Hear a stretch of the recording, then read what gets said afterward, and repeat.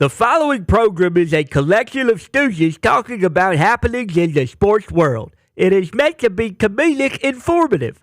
The opinions expressed on this show do not necessarily reflect the beliefs of their peers, their boss, or ESPN. There may be some cuss words because that's how humans in the real world talk. If you are young, please seek permission before watching any further. Hey. What? Let's go.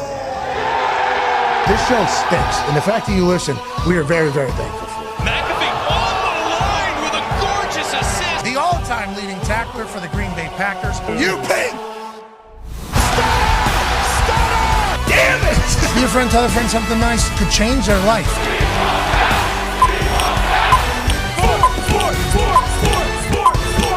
Hello, beautiful people, and welcome. It's great to be here. It's Overreaction Monday, August 11, 2025. This program begins now. Football!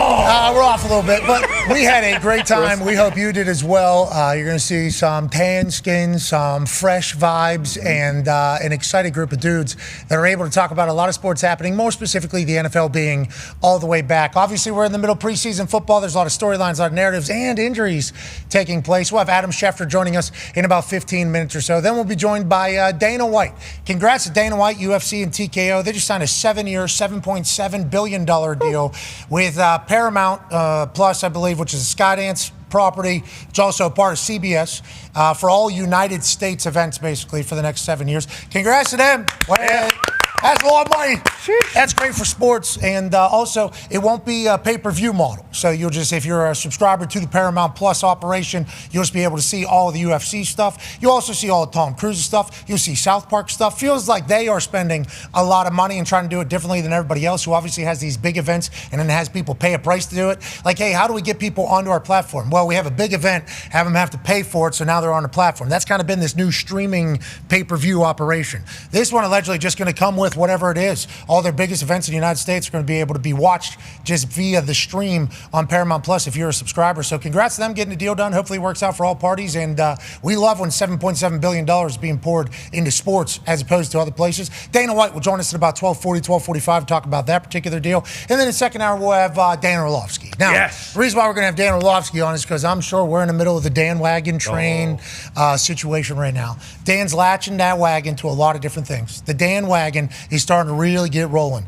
Can't wait to hear his thoughts. He also ranked quarterbacks in like 14 different things, top 10s basically. Second reaction ability, mechanics ability, arm strength stuff, situational awareness, ball placement. I mean, you name it. Mm-hmm. Yeah. Dan Orlovsky's judging them. We'll talk to him about it all. And also, there's one particular quarterback that's been pretty absent from all of it, and he was the quarterback of the number one team in the NFC last year, the Detroit Lions. You don't see Jared Goff on any of this. Best offense in football. You don't see Jared Goff on any of it. He even did like mechanics, which I think is where Jared Goff was like number 9 at. Number 9. Ball placement, Decision making, not a chance. Nope, not good enough. Is there a little bit of heat between Orlovsky and Jared Goff back in Detroit? Hey, wait, you look a little bit too much like how I looked in that uniform.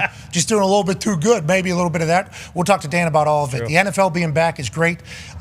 We've been watching all the clips. Hard Knocks, obviously, out there. There's an SEC special on Netflix. Awesome. I mean, we've really taken advantage of the last week and a half to try to digest it all. But I can't wait to chit-chat about it all with a great group of dudes. The Talks the Tables here at Boss Connor, at Ty Schmidt, Conman, new head. Hey. Yeah, hey, we did it. I had extremely long hair, don't care. Now it's just kind of long hair. I think I do care now a lot more, especially with football being back. It's incredible time to be alive right now and just having it on the TV, whether it's 2 minutes of good football or 3 minutes of good football or sometimes even no minutes of good football. It's just nice to have the football on the screen. Really good football out of the New England Patriots off the kickoff. I think that got excited up there. I also like the way Vrabel's talking to people. Yeah, and the way he's fighting people. I like what the New England Patriots got going on, but that's part of the story. Let's go to at Ty Schmidt. Packers look good, brother. No, the Packers look like hammered dog shit. So, I know it's Overreaction Monday. I've been trying not to. I didn't want to come in here and just Yeah, But of course, it's a good day. Exactly. We're It's a back. great day. Let's We're go back. break. We're back. We're back. Happy. Football. Great Sponge it, vibes. brother. So we'll see. The one thing I am excited about, seemingly the only guy on the team who can catch, because they were plagued by drops big time last year, is Matthew Golden. So, our first round draft picks looking great. Jordan Love throwing dots to guys dropping them. Defense didn't look great. Bunch of penalties. Not good. Preseason. Not good. Preseason. Let's go so to I'm not going to overreact. Let's go to one half of the hammer. Dahn. Cowboys AP Town. You talk about dropping balls. There's a running back out of Iowa that you guys go out there. We need to be handing that thing to him every single time. right. How do you feel about the Pittsburgh Steelers, balls? Steelers looked really, really good against the Jaguars. I mean, two of the best quarterbacks in preseason so far. I believe Mason was 9 of 10 with a touchdown to Darnell Washington, which he's going to be used a ton this year. In the Mount Washington, watching Butter, the Baltimore Ravens fan who exploded into everybody's algorithm because of a Lamar Jackson quote, tweet, retweet. Him watching Mount Washington do his, I mean, that's out of Georgia, remember? People forget about him because Brock Bowers was the tight end that was getting the ball. Yeah. They just had a 6'7", 320-pound guy that was able to move and jump over people and block, and he's a Pittsburgh Steeler. Last year, I don't think they used him as much as they should. I think if you have a guy that's 6'7", 320, and they don't, and your guy can move, and they can't, you should definitely utilize that. I assume Marty Smith will this year. Watching Butter learn of this guy was some of the greatest internet I've seen in some time. His face just naturally sits in a what's this shit? And but I appreciate it. But yes, Mount Washington in real life, big. I mean, there's levels to this shit. He is a gigantic human. Vibes are high in Pittsburgh. Vibes are super high. Skylar Thompson had a great game. Caleb Johnson, who you mentioned, yes, he did have a couple of drops potentially or whatever, but he did. Has he ever caught a football game? Yeah. That's a good question. Nah. You can't. I went to Iowa. Not at Iowa. He didn't. They've never had it. They didn't throw the ball at Iowa. Him seeing the ball go through the sky. What the hell? When did we start? Never seen a forward pass, but he broke outside on Travis Hunter. Just Dog. see ya. So yeah, we're good. Vibes are real high. Okay, so that seems to be the attitude in a lot of places. Obviously, Packers fans a little bit, but they're doing it's just preseason. 9-year NFL vet, ladies and gentlemen, Darius J. Bowles.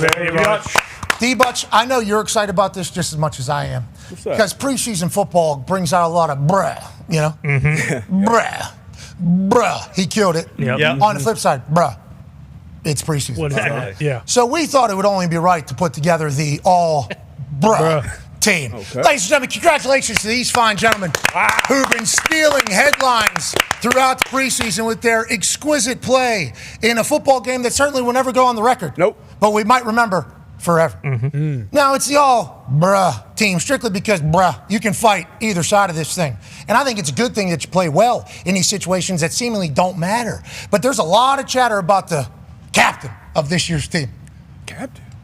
No questions asked. We should have put the C on a little bit earlier, but I just decided to put the C on him literally right now because it has captivated the fifth-round pick. So I think we should judge it as a fifth-round pick conversation. And I don't want to hammer home the same exact topics that everybody else is talking about, but holy shit, the way the Shador story is going right now is phenomenal for fodder. Yes. For fodder. For this time, For right everything. now. Yeah. But also maybe for the Cleveland Browns. Now, you still get a couple of the other guys. Justin Fields comes out. He's obviously the fastest guy on the field still at all times. Congrats to Aaron Glenn in the New York Jets, maybe having an entire new world. Jackson Dart, don't look now. Wait a minute. Guy can run, and he's a gunslinger. And he looks really cool. Very Great cool. eye black. Yeah, he looks very cool. Having a great preseason. Tyler Warren, yeah. Yeah. He's building the right stuff, boys. Oh. Yeah, he's out here doing it. We don't know who the quarterback's going to be for the Indianapolis Colts, but we do know that Tyler Warren is certainly going to be getting the rock. Jared Studham doing it yet again in another preseason. Tanner McKee really changing the world. Trey Lance, holy hell, he can play football. Yeah. Travion Henderson, how you doing? Keep it moving. We'll take one to the crib. Willie Lampkin, what a dog. Legend. Yeah. Absolute dog, this Willie Lampkin. Yeah, probably the future of the Rams. If you're a Rams fan, all you're thinking to yourself is, holy hell, we got a 5'11", 290-pound center out of North Carolina who's basically AQ Shipley, but probably even a little cooler because he's fatter. No, he's lighter. Lighter, excuse me. Yeah, the complete opposite. He's probably a little bit quicker because he's lighter. Whenever AQ was coming out, he's 5'11", 355. Ah, okay. This guy's 5'11", 290. You remember we've seen Good dude. Yeah. Different game. We've seen the trick. Cyclical. Well, and also, remember AQ. I don't know about him. Yeah, you're right. AQ is Famer. Hall of Famer True. with the feet. I think So, Willie might be too. Yeah, I mean, we assume Lampkin will be able to pull it off. The rest of the boys obviously did incredible things. We have a kicker on the team in Cam Little. I assume there was a bunch of punters that did well. We apologize. We did not look through all the film of every punter. So shout out to all of the punters that were punting in these preseason games. You guys did great. Unless you shanked one, then you know you suck. And you're not on his team. Sure. But if you hit a good ball, congratulations, you're on the squad. Cam Little hitting that 70-yard field goal. And it's preseason. The game doesn't matter. Snap, hold, kick 70 yards anywhere. Practice, you name it. Training camp, middle of season practice, in a game with refs and humans watching, pulling that off. Cam Little, absolute dog pal. He's Pro Football Writers Association all-rookie team last year out of Arkansas. A lot of moxie. Boys celebrated the shit out of him. Yeah. And also, I love that down there in Duval. They sent him out there for a 70-yarder at the end of half, as opposed to some coaches would be like, let's just try a Hail Mary. Let's just try a Hail Mary. Cam Little hitting this, that means in practice he's hitting this on a pretty regular basis. That thing was beautiful. That thing was a no-doubter. Congrats, Cam Little. He's on the all-brought team. Now, what does this mean for how his season will go? Last year, I think he missed 2 kicks. I think he was like 23 or 25 or something like that. 24 or 26, really good. This kid might be the next one. And we'll be honored that he's a part of the alumni. Yeah, that's sure, right. he will be too. Which is with the story of a lot of these guys, okay? Right now, the reason why they're on the all-brought team is because there's so much confliction on whether or not they're actually good or if the game doesn't matter. Because you see Shedeur up there, our captain. Yeah. Captain, captain. Climbing. Just doing everything. Putting his head down. Walking into the stadium, music playing. Yep. Walking with a goddamn guy who had a staff, cornerback Tony Brown. This guy, he has a staff with him at all times when he's not playing ball. I love it. I watched the movie Jungle when I was a kid. Tim Allen had a child with another lady. Yep. Ended up in the jungle. That kid comes in because Lives in the city. and he's dressed like how this guy dresses. Right. I saw him walk out in the practice. There he is. This is Jungle in the Jungle. I watched this movie, Tim Allen. It's an unbelievable thing. If this guy's playing for him and Shedeur's playing for him and they still got Miles, Don't forget Jerry Jeudy. our favorite player. Yeah, one of the best players in the league. He's on the all-brought team. Will be forever. Are the Cleveland Browns a real deal, or is this just a preseason game, D-Butts? And the fact that Shedeur was damn near perfect, had 2 touchdowns, had a Nike ad immediately afterwards, had the world talking. It doesn't matter because it's preseason, or is this a sign of things to come, D-Butts? I mean, definitely had the world talking. NFL probably tweeted him out in every clip about 30, 40 times when he was playing. So, yeah, everybody's watching. There's been a lot of conversation about him since he dropped in the draft. And, yeah, the question always, regardless of which side of the argument you're on, you're going to stay on that side. Oh, he played great. It's just a preseason. Oh, he stunk. Oh, I told you he was going to stink. So, but he showed up. All the pressure's on him. All the lights was on him. But let's get to the tape. Preseason games are pretty much glorified practices. But just like Little with that long field goal, when you have live reps, which you really never have with quarterbacks, pressure on them, that's why it counts. So look, rolling out right here to his left. Step up. This is a play you see week in and week out in NFL. Reset his feet as a right-handed quarterback, which is tough. Flip your hips, and then you make an accurate throw over the low flat defender, accurately to that tight end who wins the leverage late against the cornerback. Great throw, great ball placement. That's what you want to see out of your rookie quarterback. He was a 5th-round pick. We all know he shouldn't have been, but he's showing up and taking advantage of his opportunity. A lot of people talked about, hey, he's getting in there, he's getting set up for failure. Nah, in the NFL, regardless of where you're drafted. What was all that talk? I mean, Well, he didn't have any reps with the first team, and they're throwing him out there. So Yeah, but the first team wasn't going to be on the field. yeah, well, that's not how. So if you're it not works. getting reps with the first team, the first team's not going to be on the field. That shouldn't affect what's happening. But, like, I do appreciate that everybody was kind of going to bat for him before the game was even played. Like, kind of, because that is the reality of the situation. Like, there's some quarterbacks that are going to look like shit because they don't have an offensive line block for them, or they don't have any wide receivers that know the goddamn routes. So you can definitely set a precedent. I didn't like that they were just like, oh, he's getting screwed, basically, for starting in this game. I thought that was a very interesting take. So I was very appreciative of the fact that he went out there and played well, and that didn't end up being the thing, because I was like, this is what we want to see, right? Don't we want to see? Yeah, and every time we heard him talk, every time you hear him talk, all he talks about is just being thankful for the opportunity, and that's what you want as a player. You just want the opportunity. So screw all the other stuff, regardless of when that comes. We all hear as athletes the Wally Pipp story, and as a quarterback, any type of player, you never want somebody taking those reps. Now preseason is a little different ball game, but I'm glad he took advantage of it. Our second play we got here, which we all saw once again, stepping up. once again, a live rep. So you got pressure in your face. This is what you're going to have to do as a quarterback in the NFL. Step up in dirty pockets, pressure in your face, stare him down, keep your eyes down the field, and make an accurate throw. Most of these dig balls, you want 1 to 2 yards right outside the dig, right outside the hash marks. He put that ball right on him with 2 guys in his face. It's exactly what you want to see from a quarterback, especially a young quarterback. If there is one thing he learned at Colorado, and Pat talked about this a lot the last couple of years, it's how to throw with dudes in his face, because he was the most pressured quarterback in Colorado, and he was tough as shit. Yeah, also, flexed on him after. Yeah. I mean, there were some blindside shots where he's fully exposed at Colorado, and he steps into the throw, dime, and then ear hole in 2024. No penalty somehow, because he's outside the pocket and everything like that. And then he's literally up celebrating with the guy he just threw the touchdown to. It's like that type of toughness is real, and you can't teach it, I don't think. And that'll probably be the biggest area for improvement for him. He did take a couple sacks, I think, on third down, where, extending plays, running back. You can't really do that in the league. Guys are too fast, too physical.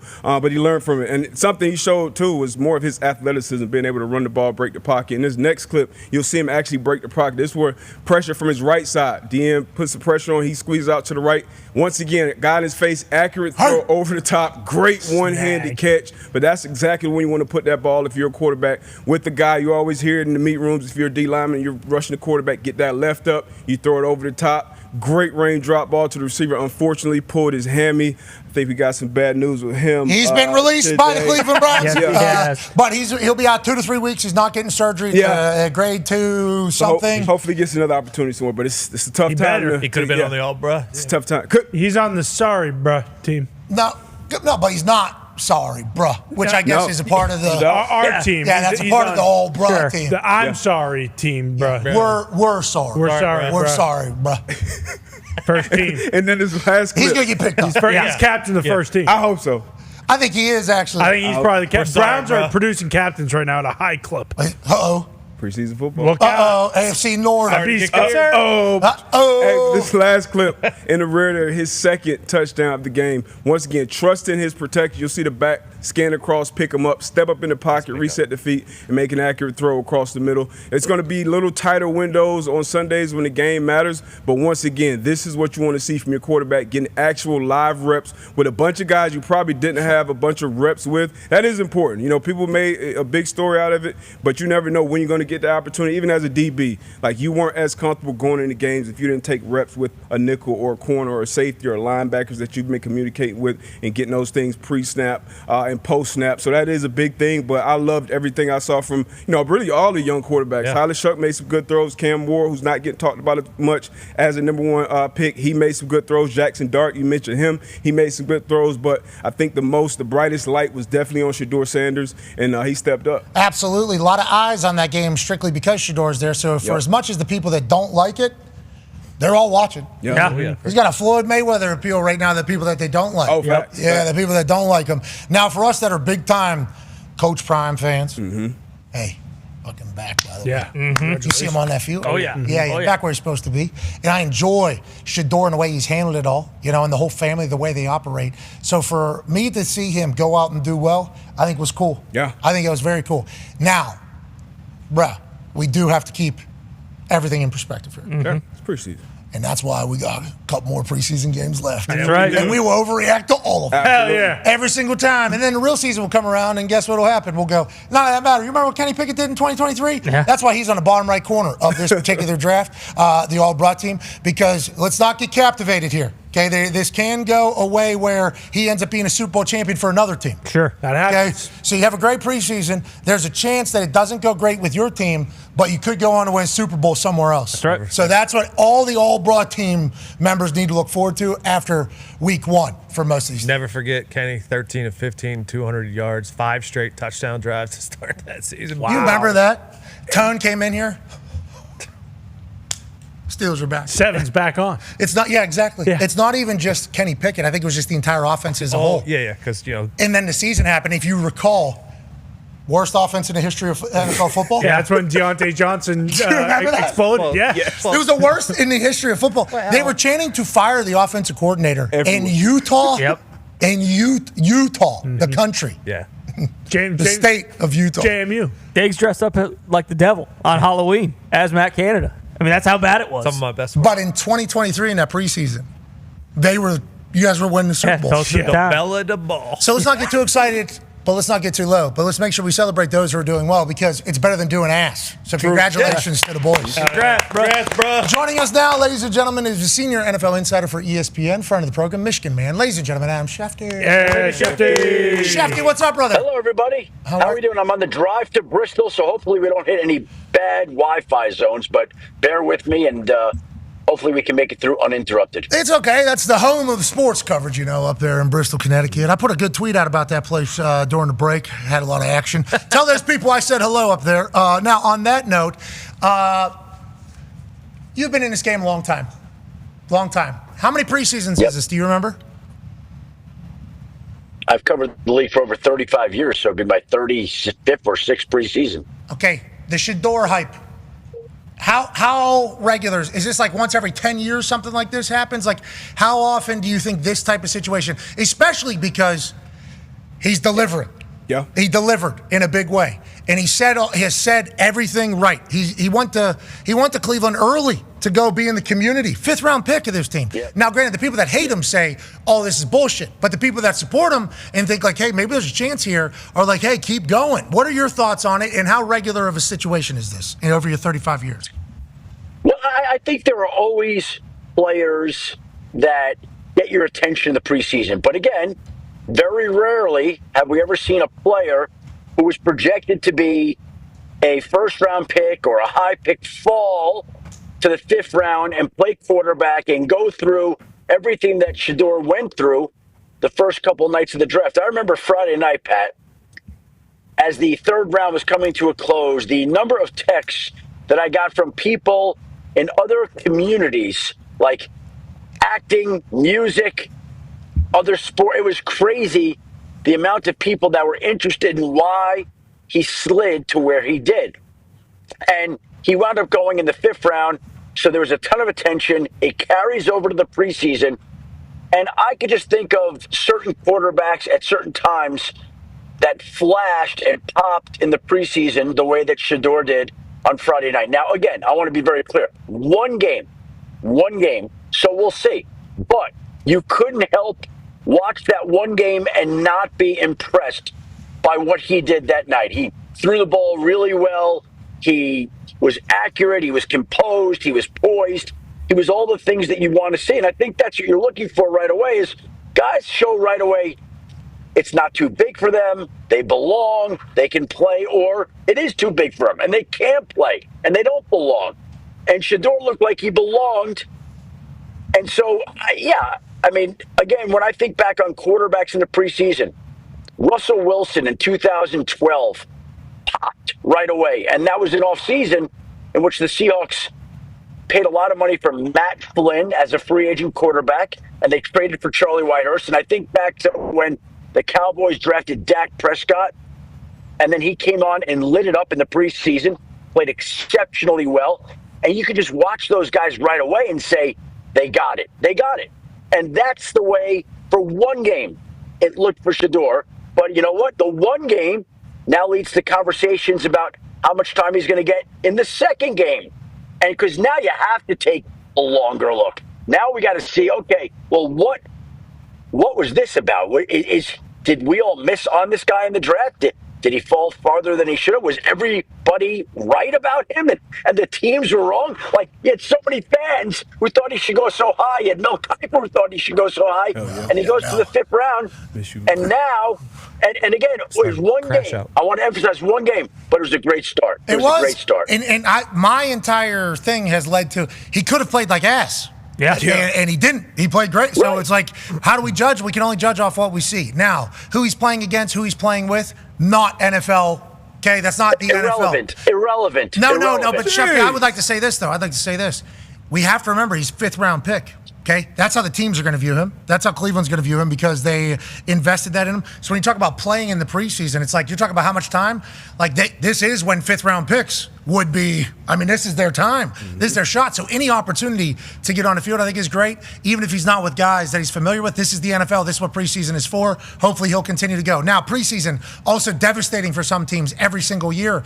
Injuries happen. These injuries take place, and all of a sudden, before the season even begins, we don't even have a chance to have our full roster roster, especially with all of our talent. Left tackle for the Chargers, obviously, sad. I mean, absolutely devastating situation. Happy he got paid, and once again, this is why people look for deals as opposed to getting franchise tagged and everything like that, because you never know what's going to happen in a sport that is so combative and physical. Now, Matthew Stafford, I think McVay and everybody said he's going to be okay. Landon Dickerson, heartbreaker over there in Philly. Got carted out. Obviously, that offensive line, they are what they are. Lucas, Matt, Rondell Moore, Anthony, Najee, is there anything else we should be looking at? And how would you classify these injuries if you just kind of want to go through the list yourself? Well, first of all, Alexander Madison, the Dolphins running back, goes down yesterday in the game against the Bears.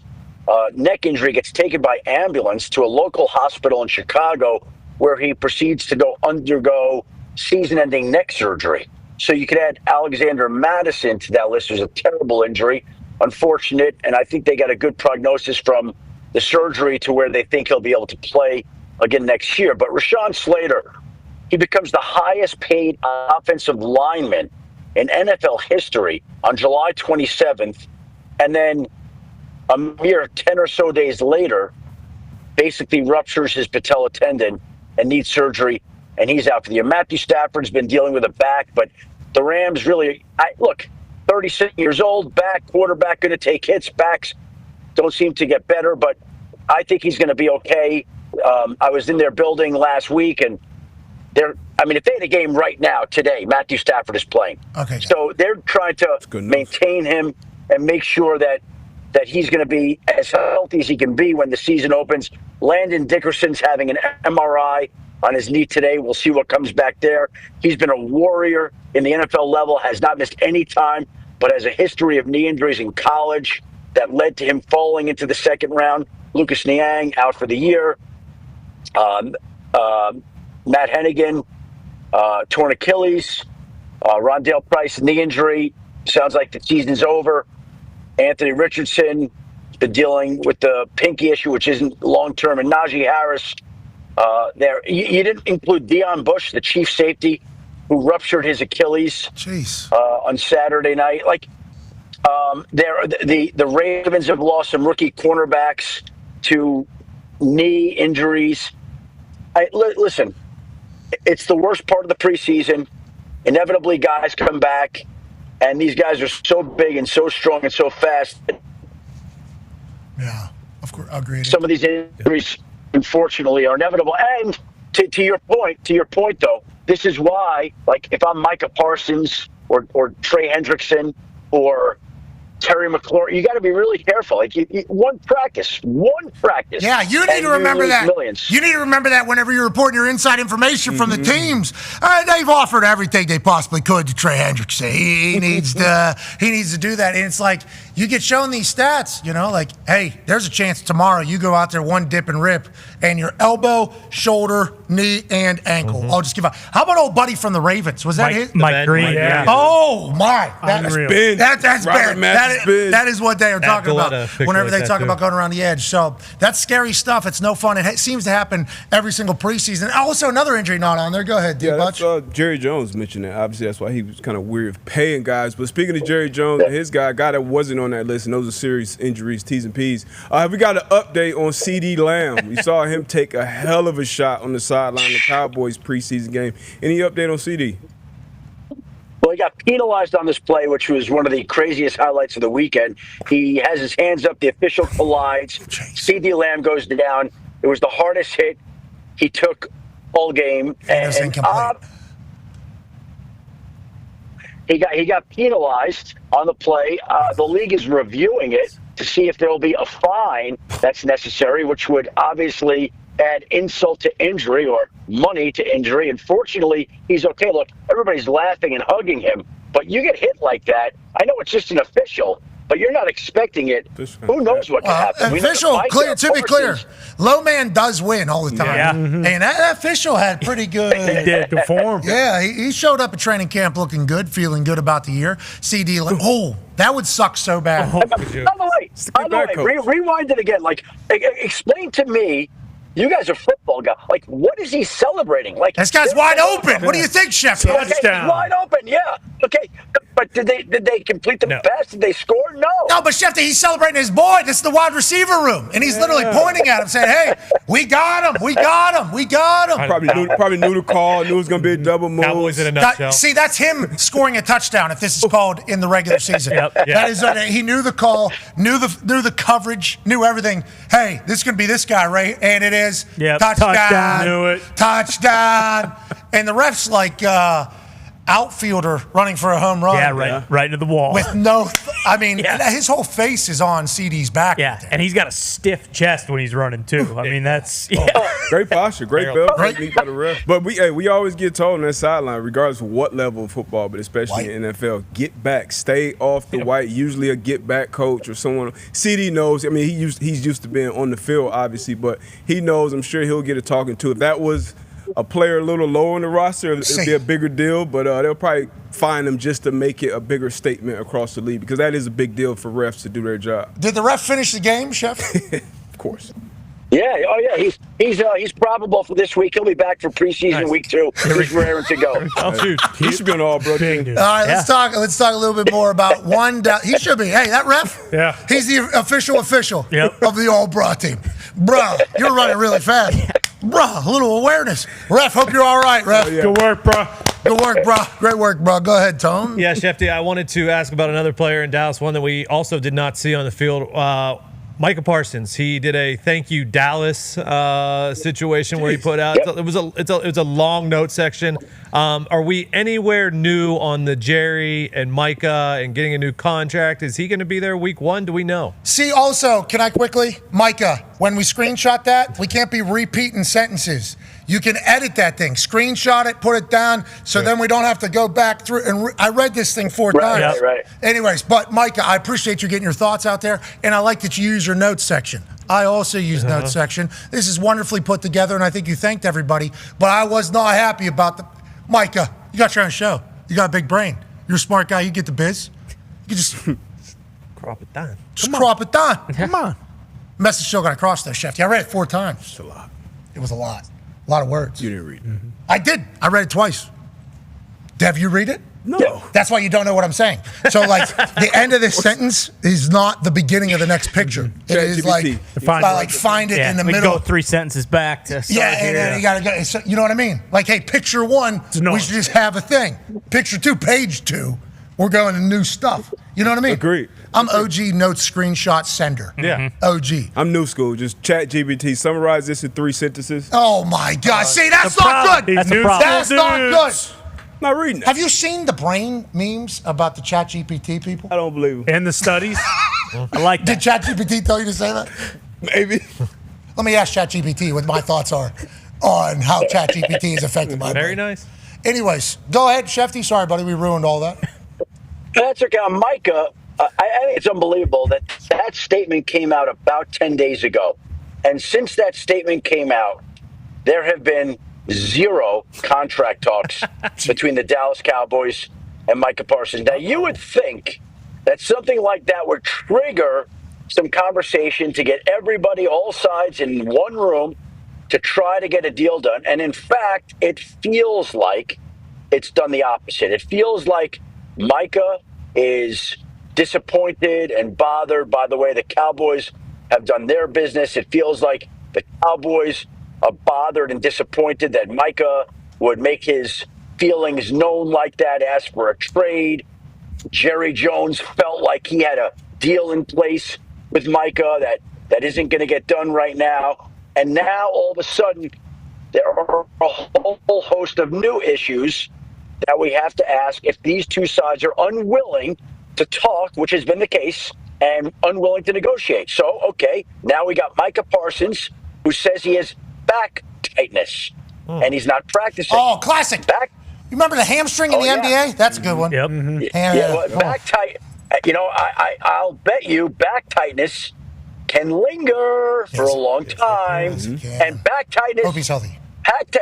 Usually lingers when contract negotiations usually are not progressing. So the Cowboys opened their regular season 3 weeks from Thursday night against the Philadelphia Eagles, And Jerry Jones himself has said that he doesn't know and might not expect Micah to play in that opening game against the Eagles. And so now they're making no progress. They're not talking about a new deal. And unless things change, you have to wonder where this is going. The Cowboys have said Jay-Z never called me back. They're not interested in trading him. They're not. That's what they say. But at some point in time, if you're not going to sign the guy, then you're going to move the guy. There's two choices: sign him or trade him. And right now, they're not talking contract. He's got a tight back. And so who knows where this is. Hey, my question for you, Schefter, with all this, and the tight back, obviously we hope he's okay. He's a special talent on a football field. We would hope to watch him all year. But if that back does get a little bit better, if you sleep on a pile of money, we also have seen this in the past in this entire thing. As your connection goes unstable in this entirety. Jerry Jones said Jay-Z. Is this real? I've been seeing a lot of quotes about him dealing with Jay-Z with Rock Nation Agency back in the day. Oh, I didn't. Jerry didn't negotiate deals with agents. Why does this continue to be talked about as if this is like his thing? Like, I don't talk to the agent. It's like, how have you got everybody represents himself that plays for the Cowboys? Yeah, no. I think over time, Jerry has had a history of doing some of his biggest deals with some of his most well-known players. Exactly, a handshake, Pat. He gets them in, he's talking to them. And in this particular case, Jerry felt like he had a deal, but Micah and his agent never felt like there was a deal. There's no paper, there's no contract, there's nothing that was presented.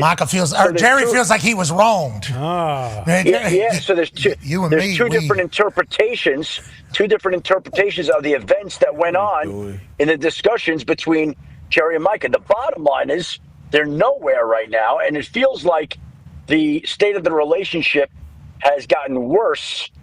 And again, it's going to be really interesting to see how tight Micah's back is on opening night. Yeah, I hope we see Micah. I hope they get a deal done. I'm going to say this. For how good of a player Micah has been, with being a first-round pick for the Dallas Cowboys, with the night he gets drafted saying he dreamt of being a Dallas Cowboy and all that, for him to go into his 5th year of his rookie contract without a new deal is abnormal. Not just for, like, Dallas Cowboys. I think just for that position, that player, for any team, first-rounder, for you to hit like you hit and not get a deal done going into the 5th round, very abnormal. Going into the 4th year, abnormal. Yeah. Going into the 5th year, which is the bonus year that they had to tag on top of them, let alone the 2 franchise tag years we got ahead of this. Very abnormal. This is a very weird situation in my eyes. Weird. And Jerry, he's got a documentary coming out here in about 8 days. That's right. The Gambler and the Cowboys. America's Team, August 19, 2025. I wonder if the last chapter would be him and Mike. Micah doesn't know I had him mic'd up.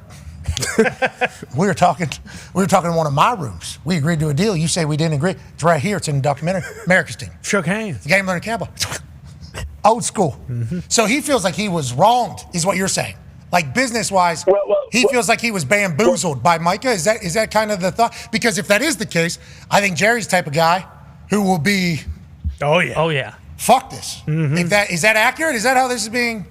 And we lose him. That's a big piece of information here. This is a big piece of information. That's why I understand maybe he's done that in the past. But if you are Micah and you're playing this position, this is a position that Myles Garrett reset it. T.J. Watt just jumped him. And you're right in line. Like you said, he's done everything right from day one. Even last year, like he was battling through some injuries when he could have easily set out, looking forward to getting his contract done. And when you're Micah and you have one of the best agents in the game representing you, it would be like terrible for you, and I'm sure that PA wouldn't want him to do this anyway to represent yourself in these negotiations. Oh, let me shake your hand because this is how you've done it. That's ridiculous. This is too much money at stake for Micah to do. And Jerry, he can do it. He's going to be around for his business is going to be there forever in his family. But Micah, he did the right thing. Get your business done right, man. Yeah, and also I'm okay with deals getting done via handshake, just for future reference. But got to hammer out all the details on paper. Yeah. I mean, that is legitimately how it all works. Hey, Schefter, we're kind of hypothesizing about the entire situation here.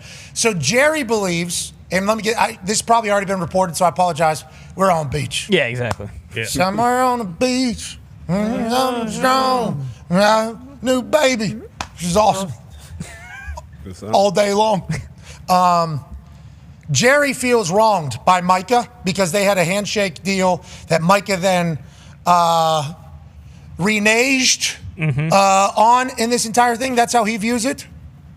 I think Jerry feels like they had the makings of a deal, if not an agreement in place. He talked to reporters last week about the fact that when he bought the Cowboys, it was a handshake deal. That's what he said. And he's done a lot of handshake deals over time. And again, Micah feels like he never saw a contract, never agreed to anything. His agent never signed off on anything. And so there are a whole host of issues there. And again, you mentioned Micah's draft class. If you look it up, look at all the players around him and in front of him that have already been paid. Any good player in front of him, from Jamar Chase to Devontae Smith to Penei Sewell to Surtain. Most of those, J.C. Horn, Surtain, they've all been paid already. And Micah has not been. And so he's watching his draft class all get paid. He's watching the top pass rushers across the league, whether it's Max Crosby, Danielle Hunter, Miles, T.J. Watt, all get paid, and he's not. Not only is he not paid, his own team is not even talking to him, and he feels insulted by what they've said about him in the summer.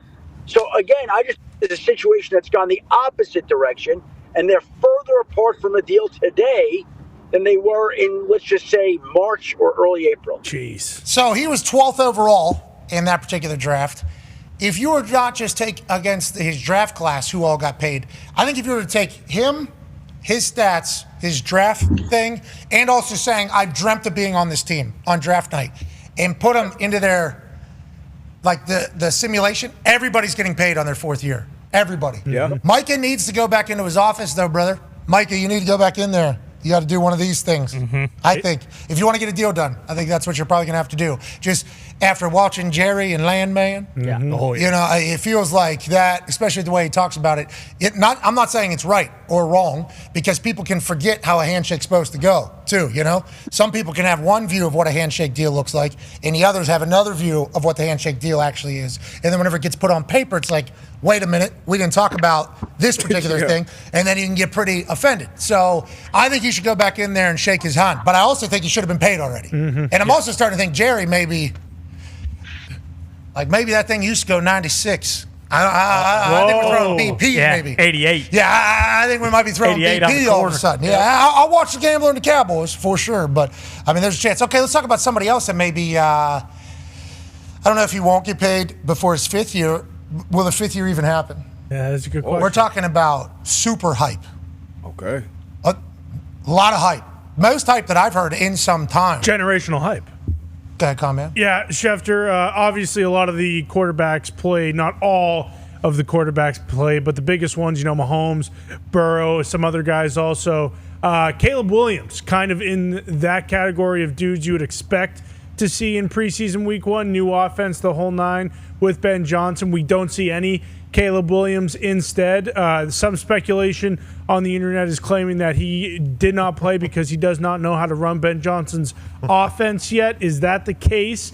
And how closely should we be looking at Chicago as a spot that's not a prove-it year for the quarterback, but definitely a pivotal year in his organizational kind of tenure for Chicago?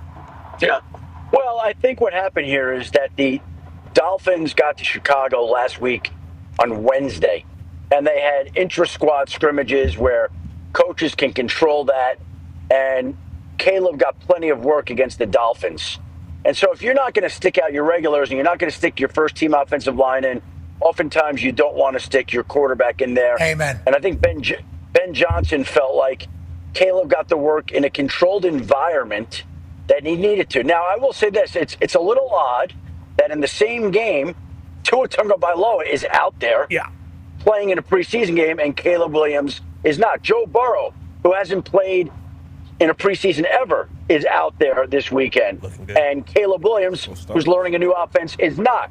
So it seems a little odd in that sense, but I'm just telling you that their thinking was that Caleb got to go against the Dolphins in practice all week long in a controlled setting where he gets to wear a jersey, where he's not subjected to hits, and they got the work that they felt they needed to get in with him during the course of last week without having to put him out there Sunday and risking injury behind a backup offensive line. All right, I respect that move. I do. And I respect the way Ben Johnson, that guy's back with the Chargers. Can't wait to see what he does. I respect that Ben Johnson is trying to change the culture there, too. Seemingly a little bit more accountability-driven, a little bit more hard-nosed, a little bit more of a hard ass. Feels like he got juiced up. I think there was a 4th and goal stop that they had. He's out on the field flexing. I think Miami got them back later with a 4th and goal stop as well on the other side. It was a good joust between these teams. I will say there were some moments in there.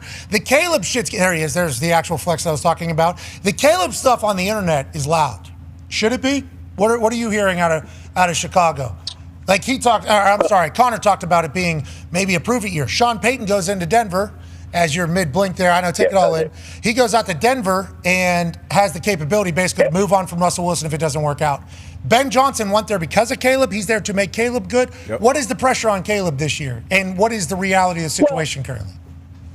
I think that there's pressure on every quarterback every year, and they did everything to uplift Caleb this year. From hiring the head coach to all the moves that they made, they went out and traded for 2 offensive linemen. They signed Drew Dalman in free agency. They trade for Jonah Jackson. They trade for Joe Tooney. They hire a coach to elevate Caleb. This is all designed to make sure that Caleb Williams is a massive success because that's the type of talent that he has. So, yeah, of course there's pressure on him because everything they've done has been geared to making him better. So it's up to him. Now, if this season went on and he didn't play well, that pressure is going to only rise next year. It's going to get ratcheted up.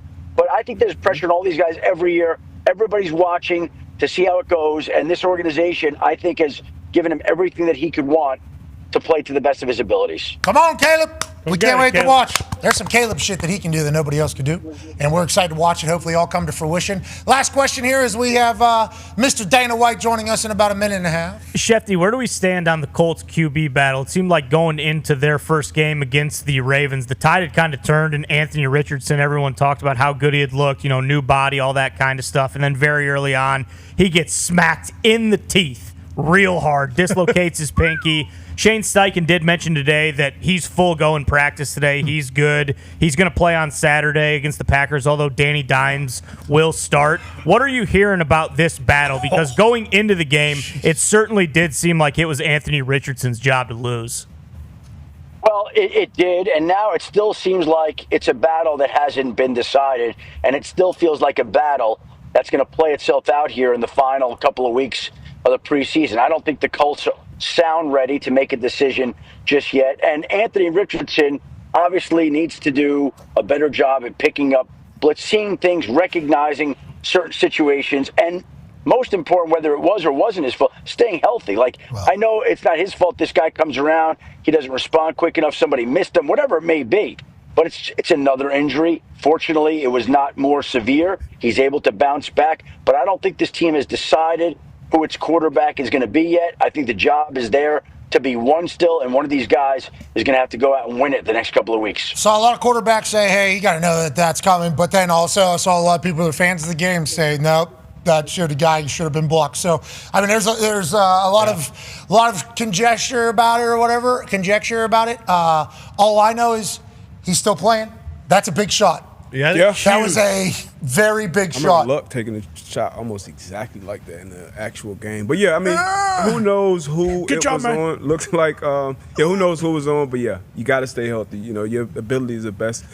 Availability. We're still believe ours, brother. All right, we appreciate Come on, you. Safe travels, ladies and gentlemen. I'm Schefter. Like Danny Dimes, too. It's like crazy. I've seen some highlights out of Danny Dimes. Looks pretty good. I mean, if you think about a guy who's 16 years old. How old is Anthony Richardson? Yeah, 23. 21 years old, 22, whatever it is, somehow. Young guy. Still got all the talent in the world. Like his prep before practices. Oh, yeah. Don't love that he got an injury early because that kind of adds to this guy's always hurt. Dislocated pinky. Not like He's fine. We move along. But yeah, you got to. You got an all-bro player. So who even cares? And A.D. Mitchell, I mean, all the highlights coming out of him are incredible. Speaking of highlights, how about 7 years, $7.7 billion? Ladies and gentlemen, the man who, I don't know his official title. We just assume he runs the UFC. Mm-hmm. Yep. President, CEO, super duper boss. A man who was smoking a cigar in his IG story today saying, it's going to be a good day. You're damn right, ladies and gentlemen. Dana White. Yeah, Dana! Congratulations. Thank you, buddy. Appreciate it. No problem. I like the TKO group shirt too. Hey, I like what we're doing here. Okay, obviously WWE gets massive deal done with ESPN. UFC gets huge deal done here with Paramount Plus. And Skydance, I believe it's P-Sky, is their particular publicly trading thing. How's this come together, Dana? This is a huge swing by Paramount to get into sports full time. How pumped were you that they were a part of this? And, is this where you thought you were going to end up at like a month ago? I agree with everything you just said. And yes, we've been going through the process. No, I didn't think this is where we would end up, but this is sort of how it played out. I love it. These guys are obviously very smart guys, very aggressive. And when you think about streaming, right? Streaming is incredible. When they drop a great show, the problem with the whole service is I can watch it tonight or I can watch it 2 years from now. Live sports is going to be a big deal, with all these streaming services. And, we're going to play a big part in it. And when you look at Paramount Plus, right, this new deal that we're going into, you get to watch all the UFC programming on there. No pay-per-view anymore. It's $13 or whatever it is, and you get everything. Plus, these guys have South Park, Yellowstone. I've been talking about Mobland now. Tom Cruise. Unreal. Tom Cruise. They got Tom Cruise. Just all of Tom Cruise as well, brother.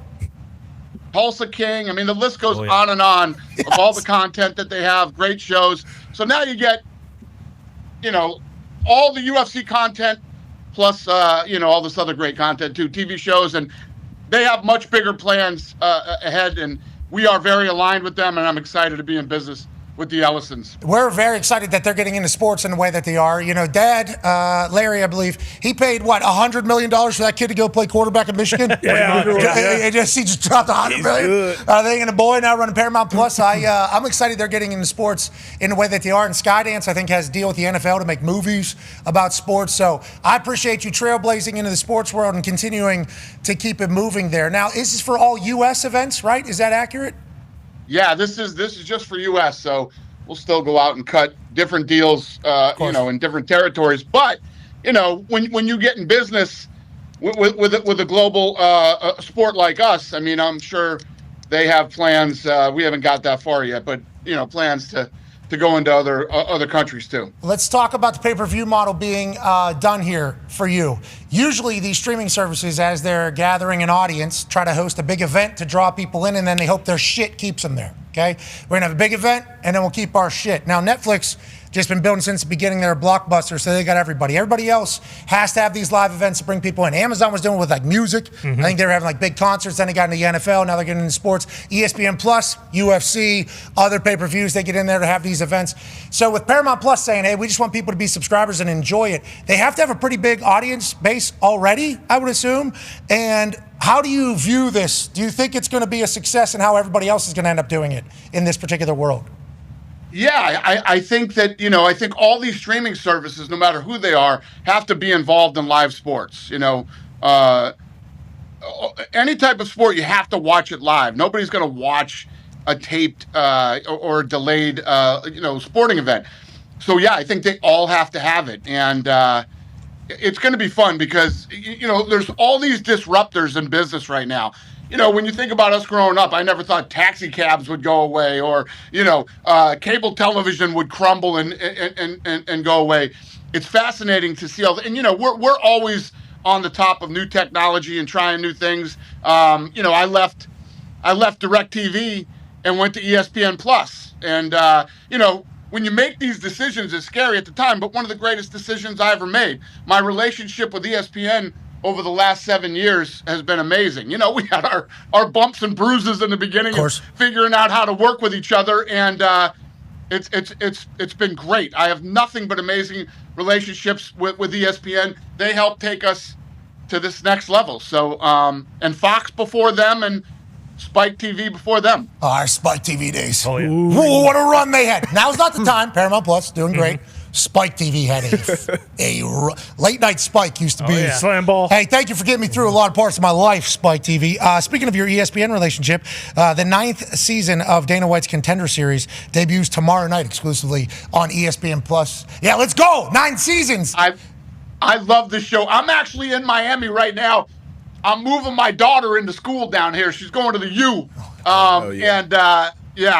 We're excited. And moving her into school. Then I fly back tomorrow for the Contender Series, the greatest show on television. Right. I love the Contender Series.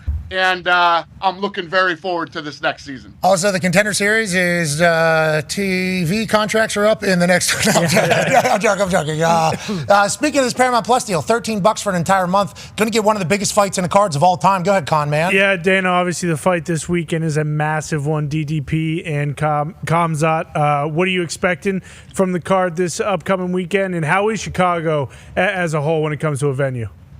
Awesome. We haven't been to Chicago since pre-COVID, so it's good to get back. Card sold out. Main event is badass. That's going to be a fun fight, and I'm looking forward to Chicago, too. I'm keto right now. I'm probably going to jump off keto for a couple days when I get to Chicago. Oh, no, I think if you jump off a couple days, have maybe a little bit of that lasagna pizza they got. That super deep dish pizza. Maybe do a Portillo's dog. Put ketchup on that thing so it tastes good in the entirety of it all. But keto, isn't that Lou Malnati's, Gibson's. You ever eat at Gibson's? No. Steakhouse? Oh, so they good. bring out desserts this big and with a knife stuck in the top of it. It's unbelievable. Chicago, here I come. Treat yourself, Dana. Yeah. Treat yourself, Dana. Friday. Even if it's keto. Yeah, you need another effing Friday back in. On. And I think your body will appreciate it, too. They'll be like, oh, this is what it was like. Yeah. They'll fight even harder for you on the other side of keto. So big weekend this weekend. Can you tell me a little bit more information on the White House? Because that's going to be on Paramount Plus. That might be on CBS. You know what I mean? Think about that. Yeah. Fight card from the White House, live and free on CBS, the network. Come on.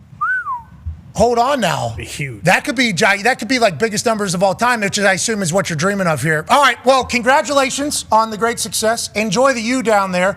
I think their football team, they paid Carson Beck like $6 million or something. Yeah, allegedly. They're going to be good down there. It's going to be a rowdy fall. I'm coming back here for the Notre Dame Miami game. So I'll be there. I'll be there for that. I'm becoming a Miami fan now. I'm a Hurricane. Let's not be giving too much money. They got enough. You should look at maybe the West Virginia Mountaineers. You want to start investing in a college football team? We need you up there in West Virginia. We appreciate you. Congrats on today. Enjoy all the cigars and dessert, brother. Appreciate you guys. Thank you. $7.7 billion for 7. Nice day. Congrats, dude. That thing's going straight up and to the right. Yeah. Ladies and gentlemen, Dana White. Yeah, Caught about 9% today. Yeah. Should have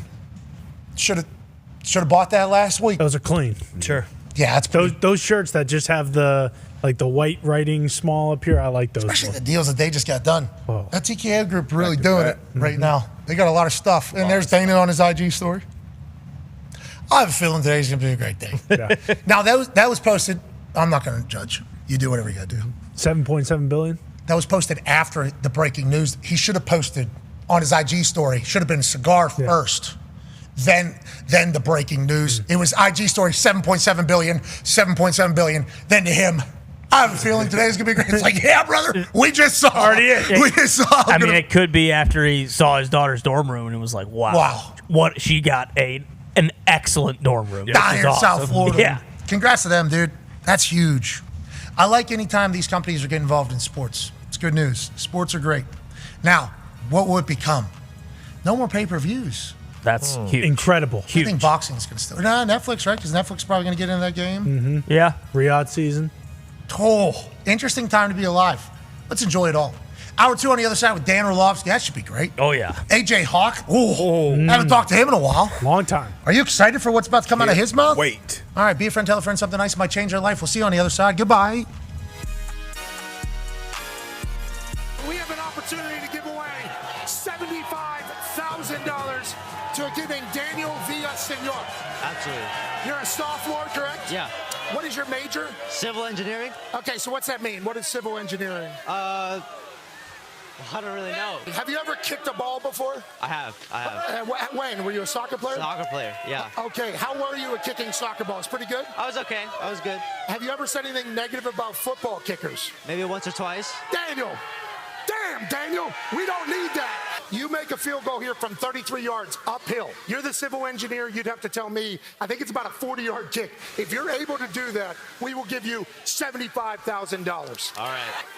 He's got no laces. Yeah, what do we got going here? Can we get a shot of shoes? What time? Hey, a shot of the shoes. Daniel showed up in his Vans with no laces. What time did you get here for this? About 11:40 last night. You need a lot of power.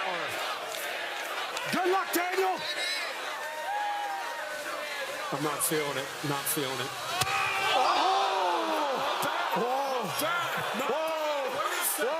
Wait a second.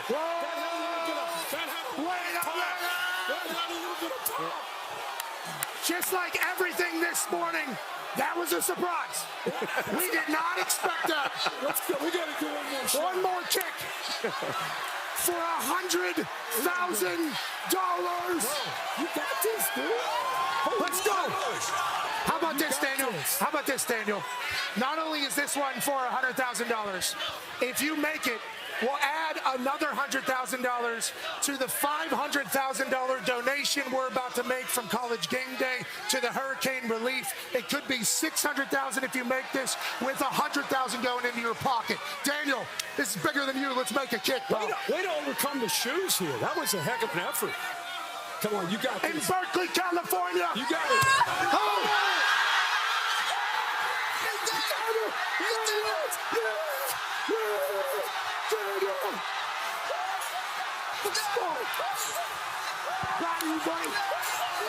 Hell yeah! Great job! Damn, Daniel! Damn, Daniel! All right. What just happened? Are you kidding me?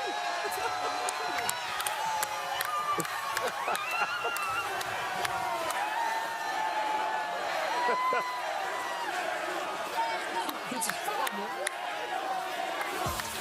11:40 he was there. I know. $600,000 to hurricane relief. $100,000 to Daniel. What a morning in Berkeley. Way to go, Daniel. The following program is a collection of stooges talking about happenings in the sports world. It is meant to be comedic informative. The opinions expressed on this show do not necessarily reflect the beliefs of their peers, their boss, or ESPN. There may be some cuss words because that's how humans in the real world talk. If you are young, please seek permission before watching any further. Hey, what? Let's go. This show stinks, and the fact that you listen, we are very, very thankful for. McAfee on the line with a gorgeous assist. The all-time leading tackler for the Green Bay Packers, UP. Damn it! Your friend tell a friend something nice could change their life.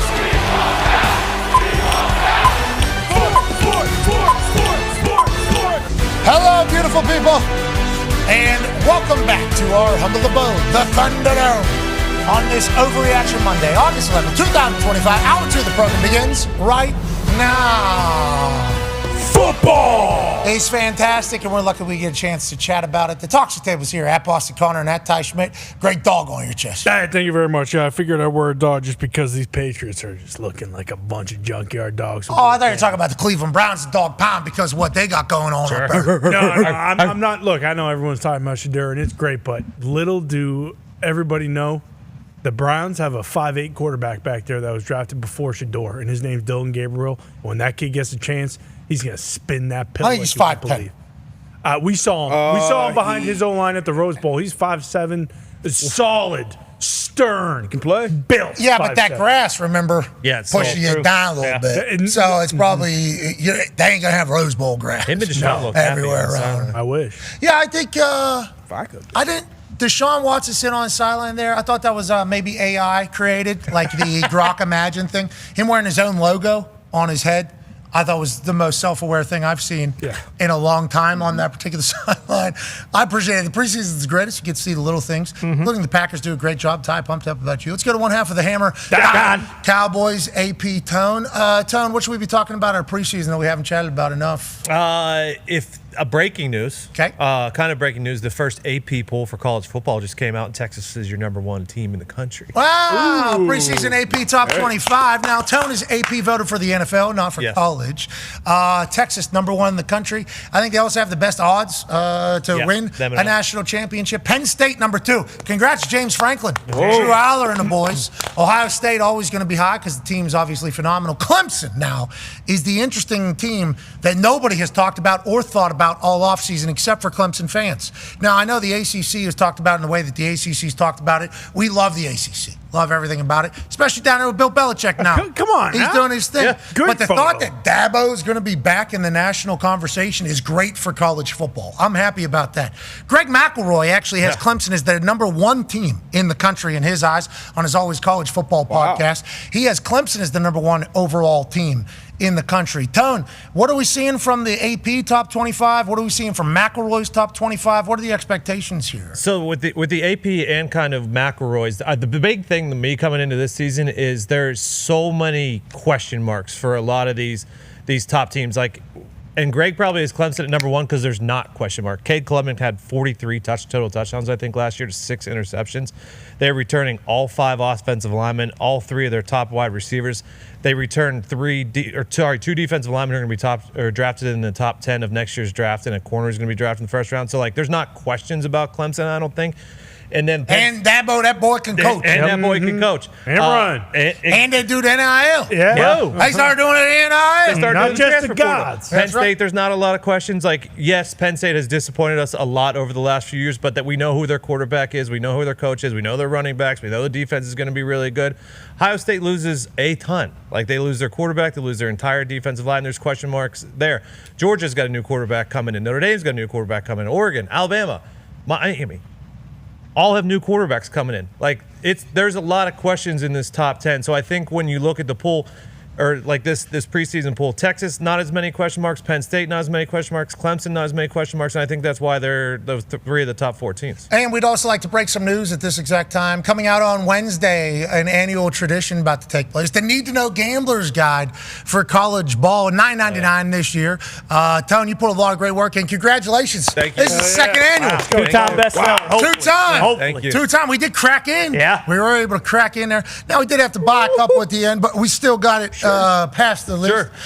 Need to Know Gambler's Guide for college ball. D-Bone went to work on the cover. Tone, you went to work on the inside. What are we going to find in this thing on Wednesday? So I did a preview for all 68 Power 4 conference teams. So that would be every single team in the ACC, Big 12, Big 10, and SEC. So you'll get a full-page preview on each of those teams, who's coming back, who their coach is, where their weak spots are, stuff, and breaking down the schedule, stuff like that. And then, at the end, I give out about 32 best bets as far as totals for over-under for the season. 32. There will be a bracket on who I think will make the college football playoffs, so you could also bet off of that. Heisman winner, stuff like that. So, yeah, it'll be about 75, 80 pages of college football breakdown.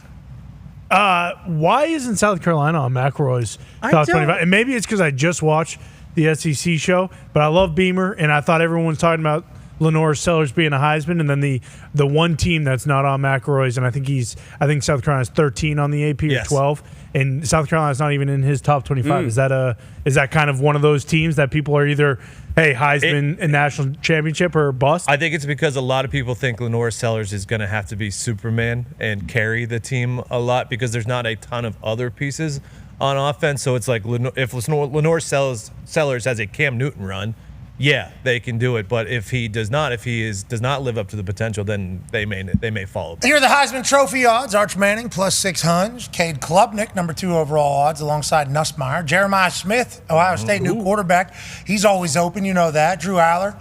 Obviously, I like the way their season ended. Now, granted, everybody wants to win a national championship. Him making a massive mistake and having to sleep on that all offseason, I think could be good for his development, or it'll expose him as a guy that was never supposed to be. Yeah. It's one way or the other up there. James Franklin, too, in that conversation. Lenore Sellers, Ty Simpson, Carson Beck, plus 2,000. DJ Lagway, plus 2,200 down there. Hammer it. Why is that? Did you see the cover of the Need to Know Gambler's Guide? I don't know if you saw that. Did you see the graphic down there? Great job up on there. Yeah, it is a great job. Just a little bit in front. Two dogs. Just a little bit in front of the other. You know, top 4? Yeah, absolutely. He's got thighs for arms. Lagway? Yeah, Florida is a major part of that SEC show, and a lot of it's Lagway and Billy Napier. And Lagway is one big son of a bitch. Teams that aren't on there are probably pretty bummed out. Like, for instance, West Virginia, I assume, would be just be in the top 25 because of Rich Rod's aura. Yeah. It is all the way back. Now, this was ripped off of somebody that was ripped off of somebody that was ripped off of somebody. But what was happening here is Rich Rod was ripping the shit out of somebody. And that particular somebody was the guy wearing the stripes. I think. This has not been confirmed, but I've seen this particular action before. And he'll really give the tell at the end here because the guy in the stripes fucks up again. And then he has to raise his hand and say, we're going in. We're going in. Okay, so what happened here, just a little explanation. Pause. Okay, that's stripes right there. Okay, that's an equipment manager. That person wears the stripes, everything like that. He used to spot the ball for the drills, okay? Rich Rodriguez's old mantra, okay, used to be spot the ball. We had it on shirts. I think the West Virginia University people used to promote it like, West Virginia football, spot the ball. The statement was spot the ball and get the fuck out of the way. That is the entire, that is what the actual mantra was. And it was to refs, okay? Then we're going to tell these refs to spot the ball and get the fuck out of the way because we're running fast. We're running fast and we're beating people up. So the equipment manager has to be the ref. Need you to spot the ball. You got a script, okay?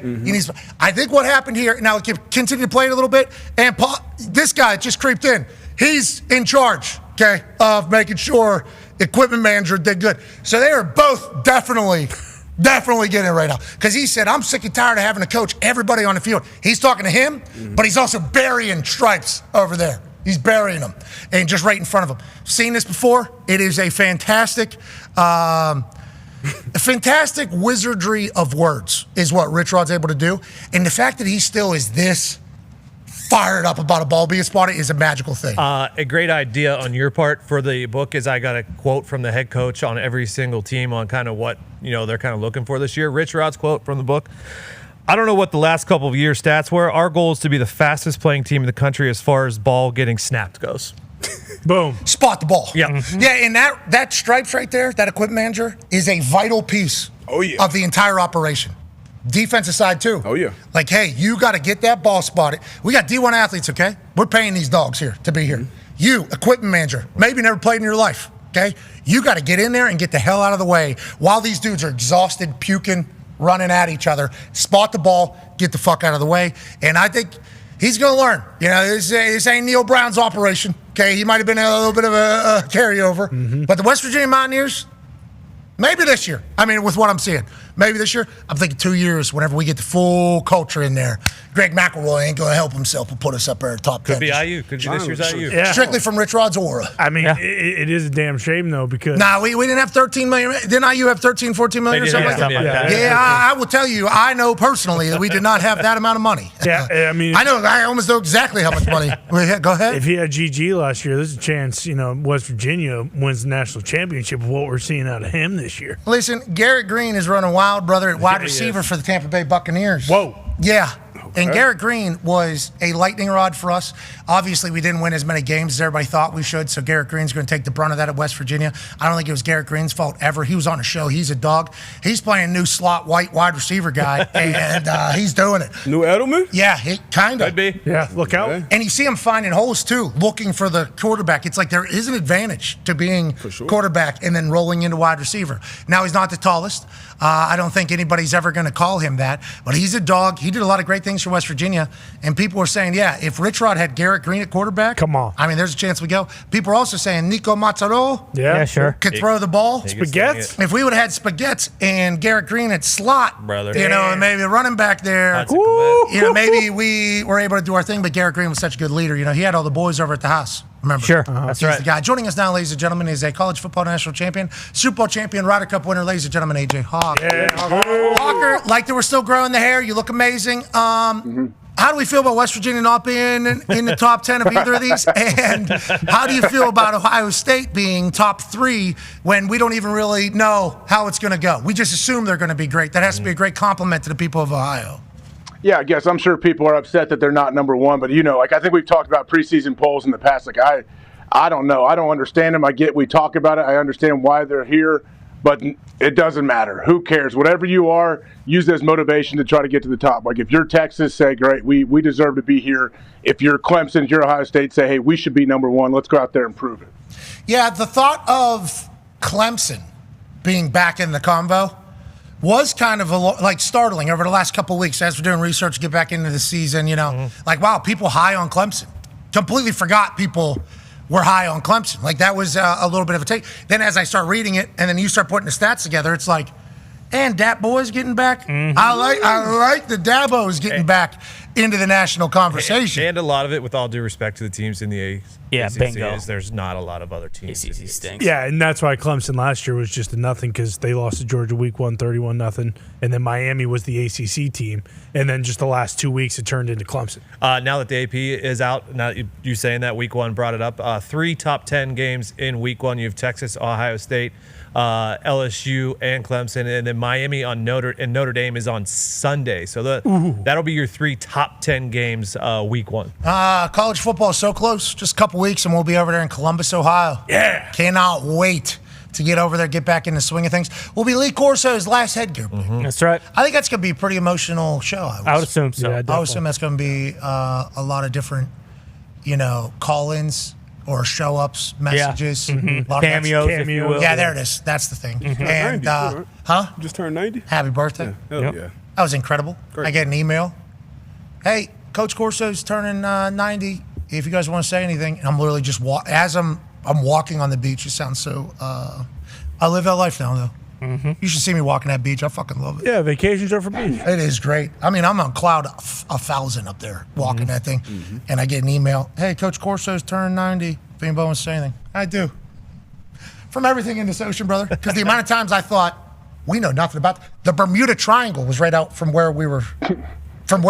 Don't go. Scary. The Bermuda Triangle is right out there. People are like, hey, you look right out there?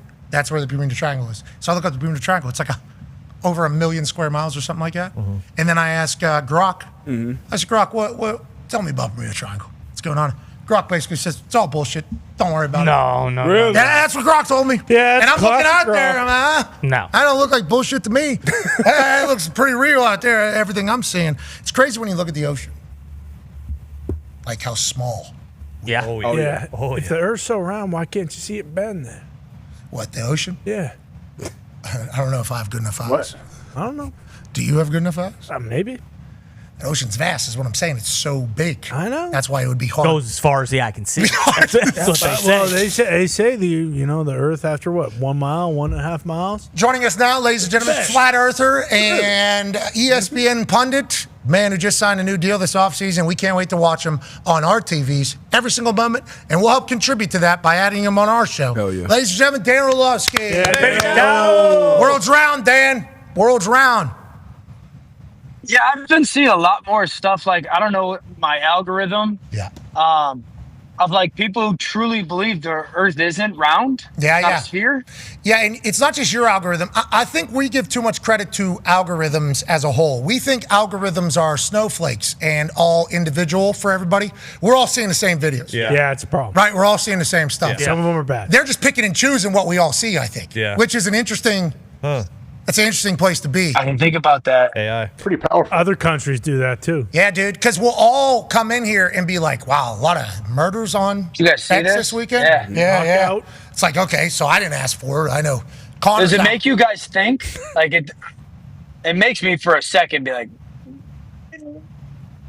Nice. What? Like you want to go kill somebody? I've done that too. That exact same thing. What does it make you want to think, Same Dan? thought. just makes me think like, maybe? Like, am I not smart? Simulation. Maybe?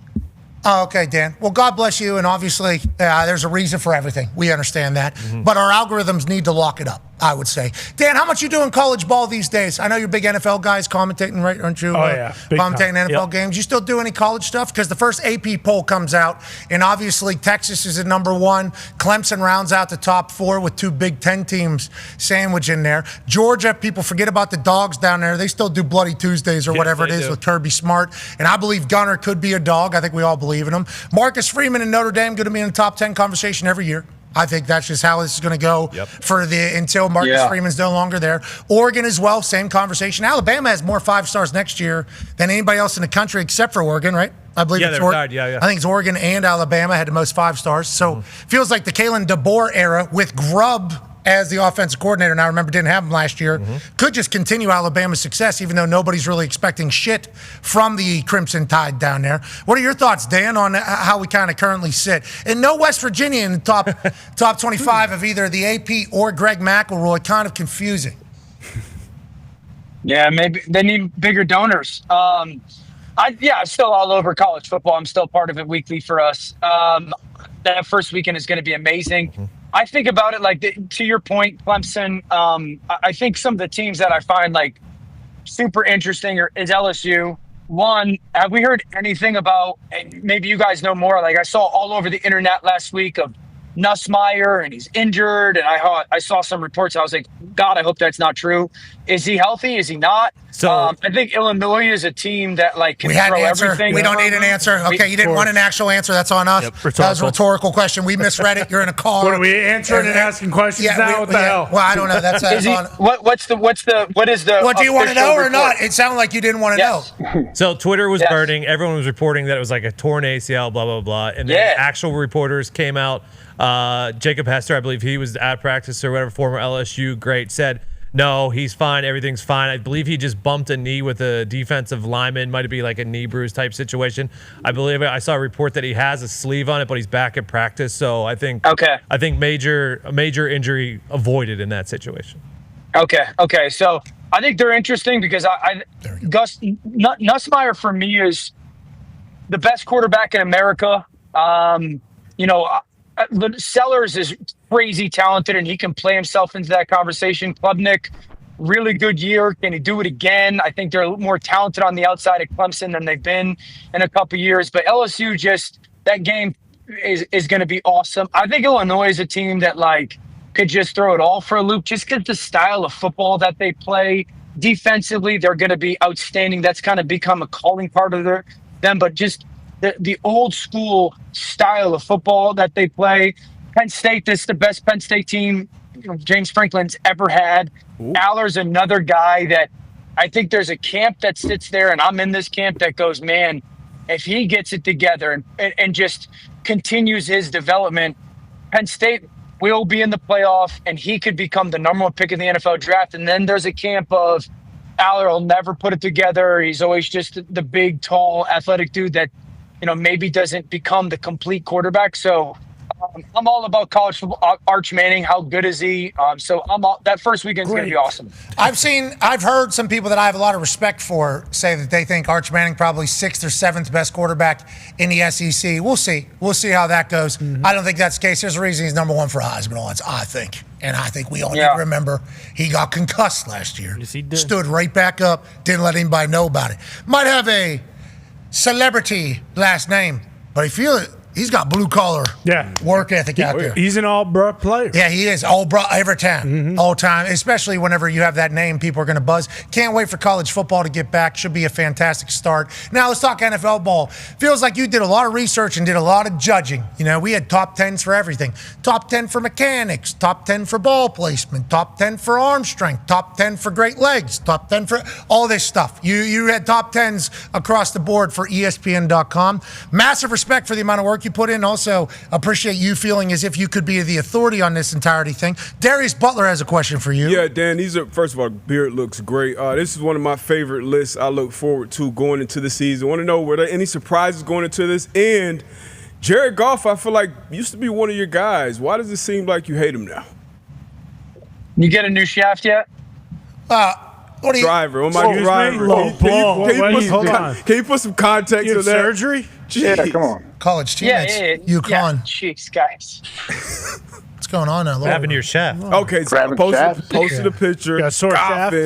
The shaft, the driver's shaft was a little bent. Told him, hey, it is an extra stiff one. He told me to get a steel. I'm like, nobody uses steels. I just want to let you know. Dog leg in Steel it. shaft. I did not know what we were talking about there. I had no idea. Jeez, Dan. A lot of shaft talk, huh? A lot of shaft talk. Golf is great. Should have just answered the question, huh? Golf is great. Top 10 shaft. So in your top 10 or? So here's the. It's a good question. Here's kind of like the conversation around the top 10 list. So first of all, Jared Goff can't be in. Got it. Yeah. Is that what you say? No. It's a great season. No, second year. I love Jared.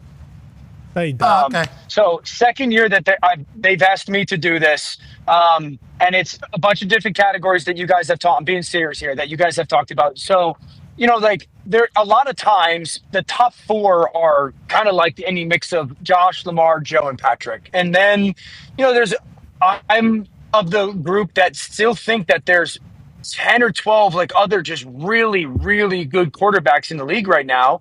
And so I put a list of 10, and then it's a conversation of like, hey, you don't have Justin Herbert in there. I'm like, man, Herbert should be in there.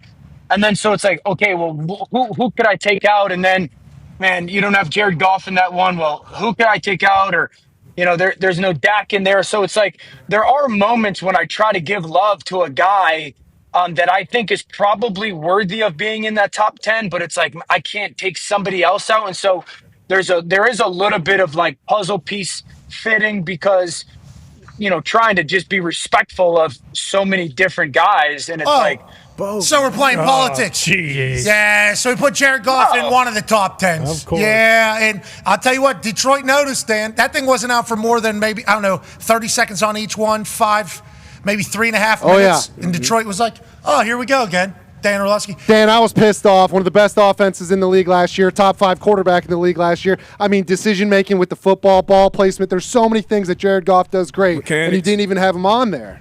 Did Aaron lose his mechanics? His arm got chopped off, actually. He's got to throw with his leg. Oh, he started working with Artie Smith. Yeah, he plays for Steelers and Artie, so he can't be his on a list. mechanics might be bad. Yeah, I understand. Because they say, like, his form actually is, like, the teach tape. The mechanics. Right in that word. Sorry, though. Sorry. You knew it was coming, Dan. We got a lot of That's how names. you want your quarterback to throw. We got to put in. Ball placement. Got a lot of good players. Yeah, it's making a top 10 list with so many good quarterbacks. It's tough, man. Tough. It's tough. I didn't even realize it today until like the end of first take. They were like, "You don't even have Mahomes in top 10 mechanics," and I was like, "Fudge!" I'm not gonna talk my way out of that one. So. Fudge! Fudge up, guys. Listen, every once in a while you got to slide a 6 and a 7 out to get some 12 and 13 and some other one in there because I'm going to see these 6, people. 7. I'm going to see these mechanics. I'll tell you what, Aaron did forget how to throw. So I do respect that. What do they call him? The greatest ball thrower? Yeah, but he's got some extra weight now. Yeah, you're right. Artie Smith. Is that what it is? Maybe. Oh, you're talking about being married? I don't know. AJ, you tell me. Do you think Dan Orlovsky doesn't think he can throw anymore because he's married? I don't know, Dan. Is that what you're hinting at? Dan, you think it's the wedding ring on the left hand? His mechanics? Is that what happened to Dan? Not going to be. Not focused on ball or what? Not going to be able to do it. His mechanics? Just not. I don't have a good explanation for not having him on there. I don't have a good explanation. I don't have a good explanation for that one. Hey, I'm love you. Not blaming it on the marriage, though. Hey, I want to let you know. I'm not blaming it on the marriage. Okay, sounds good. We're happy we got that cleared. We appreciate you doing all the work and just putting yourself out there to do this. Yeah. I mean, because all we do is literally what we just did. Everybody does that as soon as they look at your list. And you know that. Yeah. Your shins are just in every single different room. Bang, bang, bang. What does Dan know? Oh, he put us at 1 at this one. Can't even get to that because you put him at 3 at this one. Dan doesn't know shit. And then Pittsburgh hates you. Detroit hates you. I mean, there's some pretty active shit-talking cities. Let alone what you said about Jalen last time. We're not going to get into it. We're not going to get into it. But we appreciate you swinging the bat. What did I say about Jalen? You were on a beach. Hall of Fame. Already forgot this guy. Yeah, it was a good day. It was a good day. It was a good day. We had a great day. Speaking of a great day, let's talk about a great night, especially in Cleveland. Go ahead, AJ. Yeah, Dano, I'm actually around a lot of Cleveland Brown fans, and leading up to their first, the preseason game on Friday, a bunch of the fans told me, hey, this is our Super Bowl tonight. Shador is going to get a lot of time. Like, we want to see what he is able to do. I know you guys have gone over and over this. He played very well. I was very impressed, actually, by his presence, how he had a command of the huddle, his confidence on the field. But what do you make of this?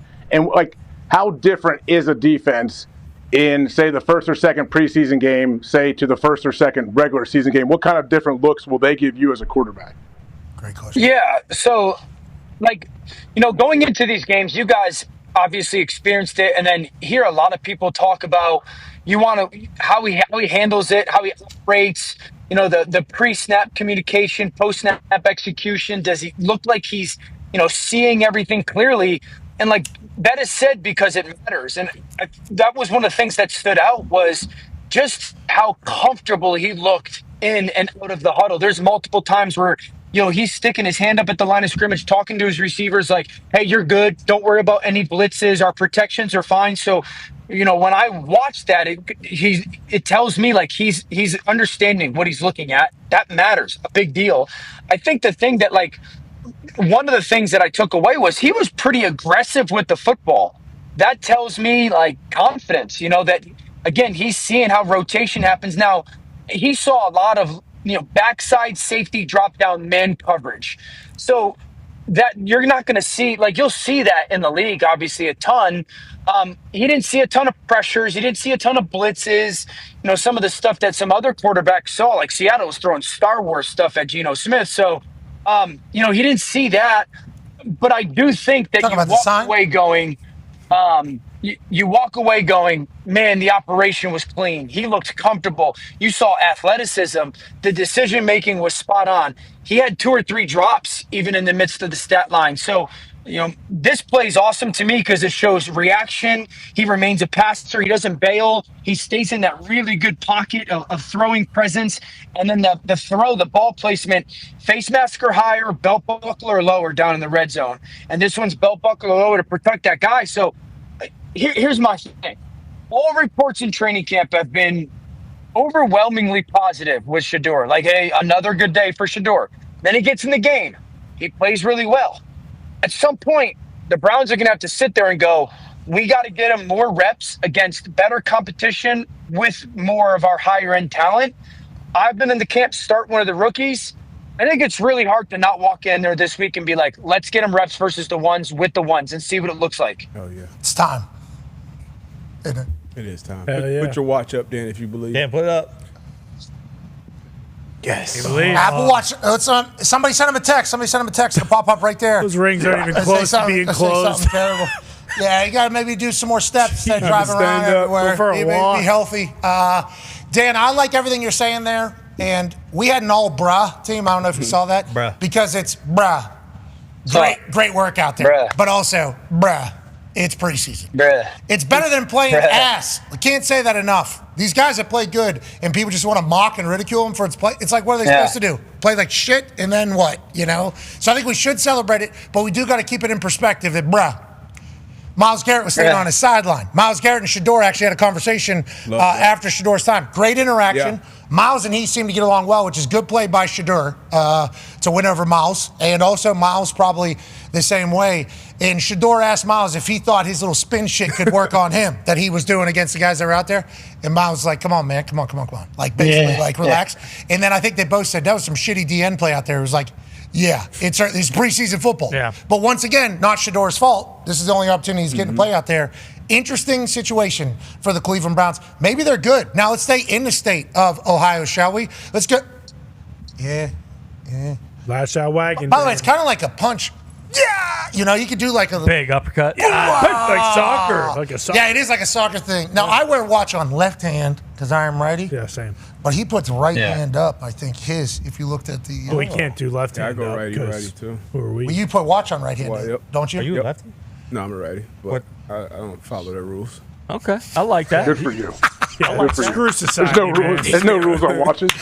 Yeah, I want to look. You know what's more natural? Fucking right there. Boom. That is what I... And also now, bang. Yeah. And also now, really just... Bang. What time? Yeah, I don't even know if this one has the right time on it. You're going to have to certainly look at that, figure that out, because I've been told I can't reset it. That sounds like a waste of money. You can. No, it's a fucking math equation. Yeah. I got to do the thing, It's a little time consuming. You can do it. No, maybe I put it on my right hand. I thought they said it once, and then you're not allowed to touch it. Well, just on TikTok, it keeps going. But the thing about it is whenever there's like, it falls back an hour or it goes forward an hour, this fucker doesn't know. We need to get rid of that. It's got no heads up. I thought we were getting. Yeah, we do. Yeah. Which one do we get? You want to get rid of it, Dan? Yeah. Which Daylight savings time thing? Yeah. Get rid of the one that we do in the fall. Just stay where we're at right now. You don't want to fall back. Yeah. We like springing forward. I agree. I think you spring forward and then it's over. Which is where we would be right now. I just want to help the farmers. Yeah, I was going to say, farmers aren't going to be happy about that. No big deal, though. I don't think that actually, right? Haven't the farmers come out? Oh, you guys don't care about the farmers. I thought they were military. I think there's been some farmers that have come out and said, like, I don't think they operate on their own time. I don't think it bingo. matters. They get it done no Because matter they'll what. take tractor, another ride, another ride.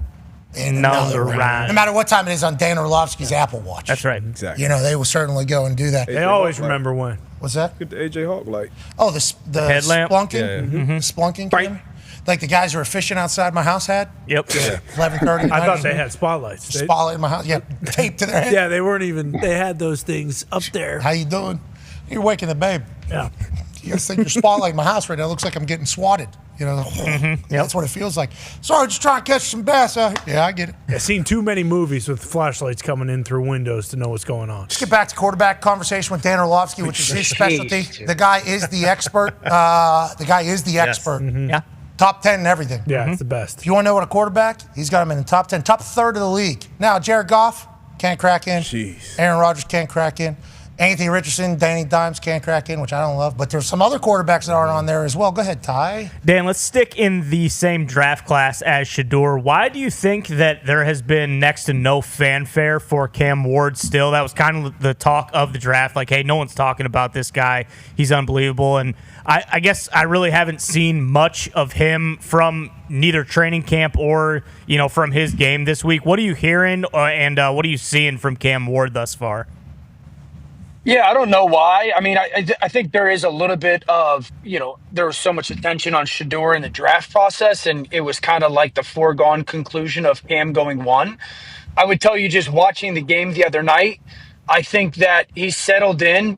Early on, you could just see sped up, but he settled in that second quarter and had some really good connections to Calvin Ridley. This is a great throw on the crossing route. I think the things that I liked watching week one, preseason wise, seemed like he had good eyes. He confirms that shallow crosses get carried by that or with that corner versus man coverage. That's a beautiful crossing throw. There's a ball over the middle of the field. This one that comes twitchy, drop down coverage. He sees the vacancy in the zone. Ball comes out. Now, those were some of his traits coming out of college that you liked. I think that the thing that I did see that's probably happened like 3 or 4 times in the game that you walk away with tape is we got to get him to play a little slower and have a little bit more structure within his feet. I think that he's one of those quarterbacks that, has the ability to make a lot of different throws when his feet aren't set. His body could be in unique positions because the arm is so talented, but he relied on that too much. There's a ball he almost throws for an interception that almost gets picked off, and his mechanics, his feet are all over the place, and he's parallel to the line of scrimmage. So that's why these snaps are meaningful for these guys. So I think that you walk away encouraged by some of the things that he did post-snap, while also sitting there and just harping on, hey, let's mechanically get more consistent. We don't have to fall back on throws. We don't even like this out route. It's completed, but it's not a perfect throw. And if you look at the throw, his feet are slipping all over the place. So I just think the more reps he'll get to be more comfortable is going to be better. Look at his feet here. He's falling away from that. You can see his upper body moving away. I want that ball to be just pulling that guy to the sideline. I think he's a baller. That's right. I think he is a gamer. I think he's a baller. I think he's a dog.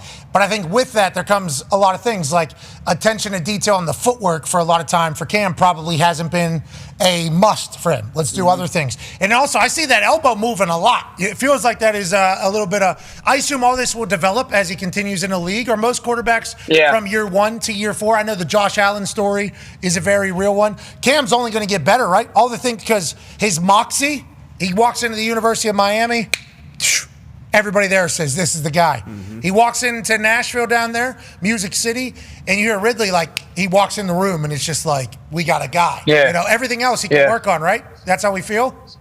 Oh, totally. Yeah. I mean, the character is off the charts. The person and the mindset is off the charts. And there's also a ton of physical talent there. So, you need to remember this guy, I don't know exactly what, the offensive style that he played in at Incarnate Word, but at Washington State, it was chuck and duck, man. So those offenses aren't necessarily teaching a ton about footwork and whatnot. And so then he goes to Miami and it's a little bit of the same stuff. And so go back to when Caleb was coming out of school 2 years ago. there's a little bit of that there, where it's like he probably hasn't had to be hyper focused on footwork and, hitches and the balance of it all. And so that's going to come because everyone raves about this young man's footwork. Like even that ball should be out a hitch and a half to 2 inches sooner. Calvin's running a crosser over the middle of the field. The protection's flawless. So get it, but that'll come. That's all going to come with reps. Yeah, and people are going to hear what we're saying in saying his footwork and this is going to have to get better, and they're thinking to themselves, well, he's had a lot of success already. He's number 1 overall pick. It's like every position, once you get to the NFL, it's all about the details. It's all about the tiny little things. Like for me, punting, it was in my drop, like learning how to drop. I had to stand at my bed at night and just drop this thing like 1,000 times so that it would drop flat. It's like all the little tiny things they can continue to improve on. And everything said about Cam Ward is that he will. And I don't love that for the AFC South. Okay, I want to let that be known. We know Houston's got what they got. Yep. Sure. Jacksonville's got a kicker that's hitting 70-yard field goal, snap, hold, kick, live. Absurd. Bruh, it's preseason. Bruh. That is so far. That is so far. Legit. That doesn't even make sense to me. So far. That is unbelievable. That I saw that, and I'm like, my tweet was, this is legendary, just strictly because it is. Like, everybody dreams of an opportunity to get a 70-yard, like a kick. But to make it, like I had a 66-yarder, I think, in preseason, pulled it left. So bummed. Never going to get that shot again. But I make that kick. I feel very good about my life forever. Cam Little hits a 70-yard field goal. Who cares if it's preseason or not? I don't like the vibes down there. Yeah, no extra steps, too. Like Tucker's 66 against the Lions in the game, technically, so maybe that was the difference. He had that extra step. Little was just 2 steps and a swing. What a kick. And he's not a gigantic human. No. Yeah, I don't know how he did it. I honestly have, and I think he was perfect on extra points whenever he was at Arkansas, because normally if you have a big leg, every once in a while you get a little bit out of control. Seems to be, I don't want to say undersized, but he doesn't look like he is a gigantic human. Anyways, around the AFC South, everybody's really doing it. Here in Indy, I don't know if you've heard, Dan, we got good competition going. Boys are battling. What are your thoughts? Was disappointed that Anthony had that play. What play? Whose fault was it? What should happen? This is on the quarterback. Freaking right tackle. This is on the. No, I read from Connor, and I read from a lot of people on the internet that this was not on this entire. Can I speak from outsider who doesn't have the highest football IQ on earth, but been very lucky to be in a lot of rooms where it happened.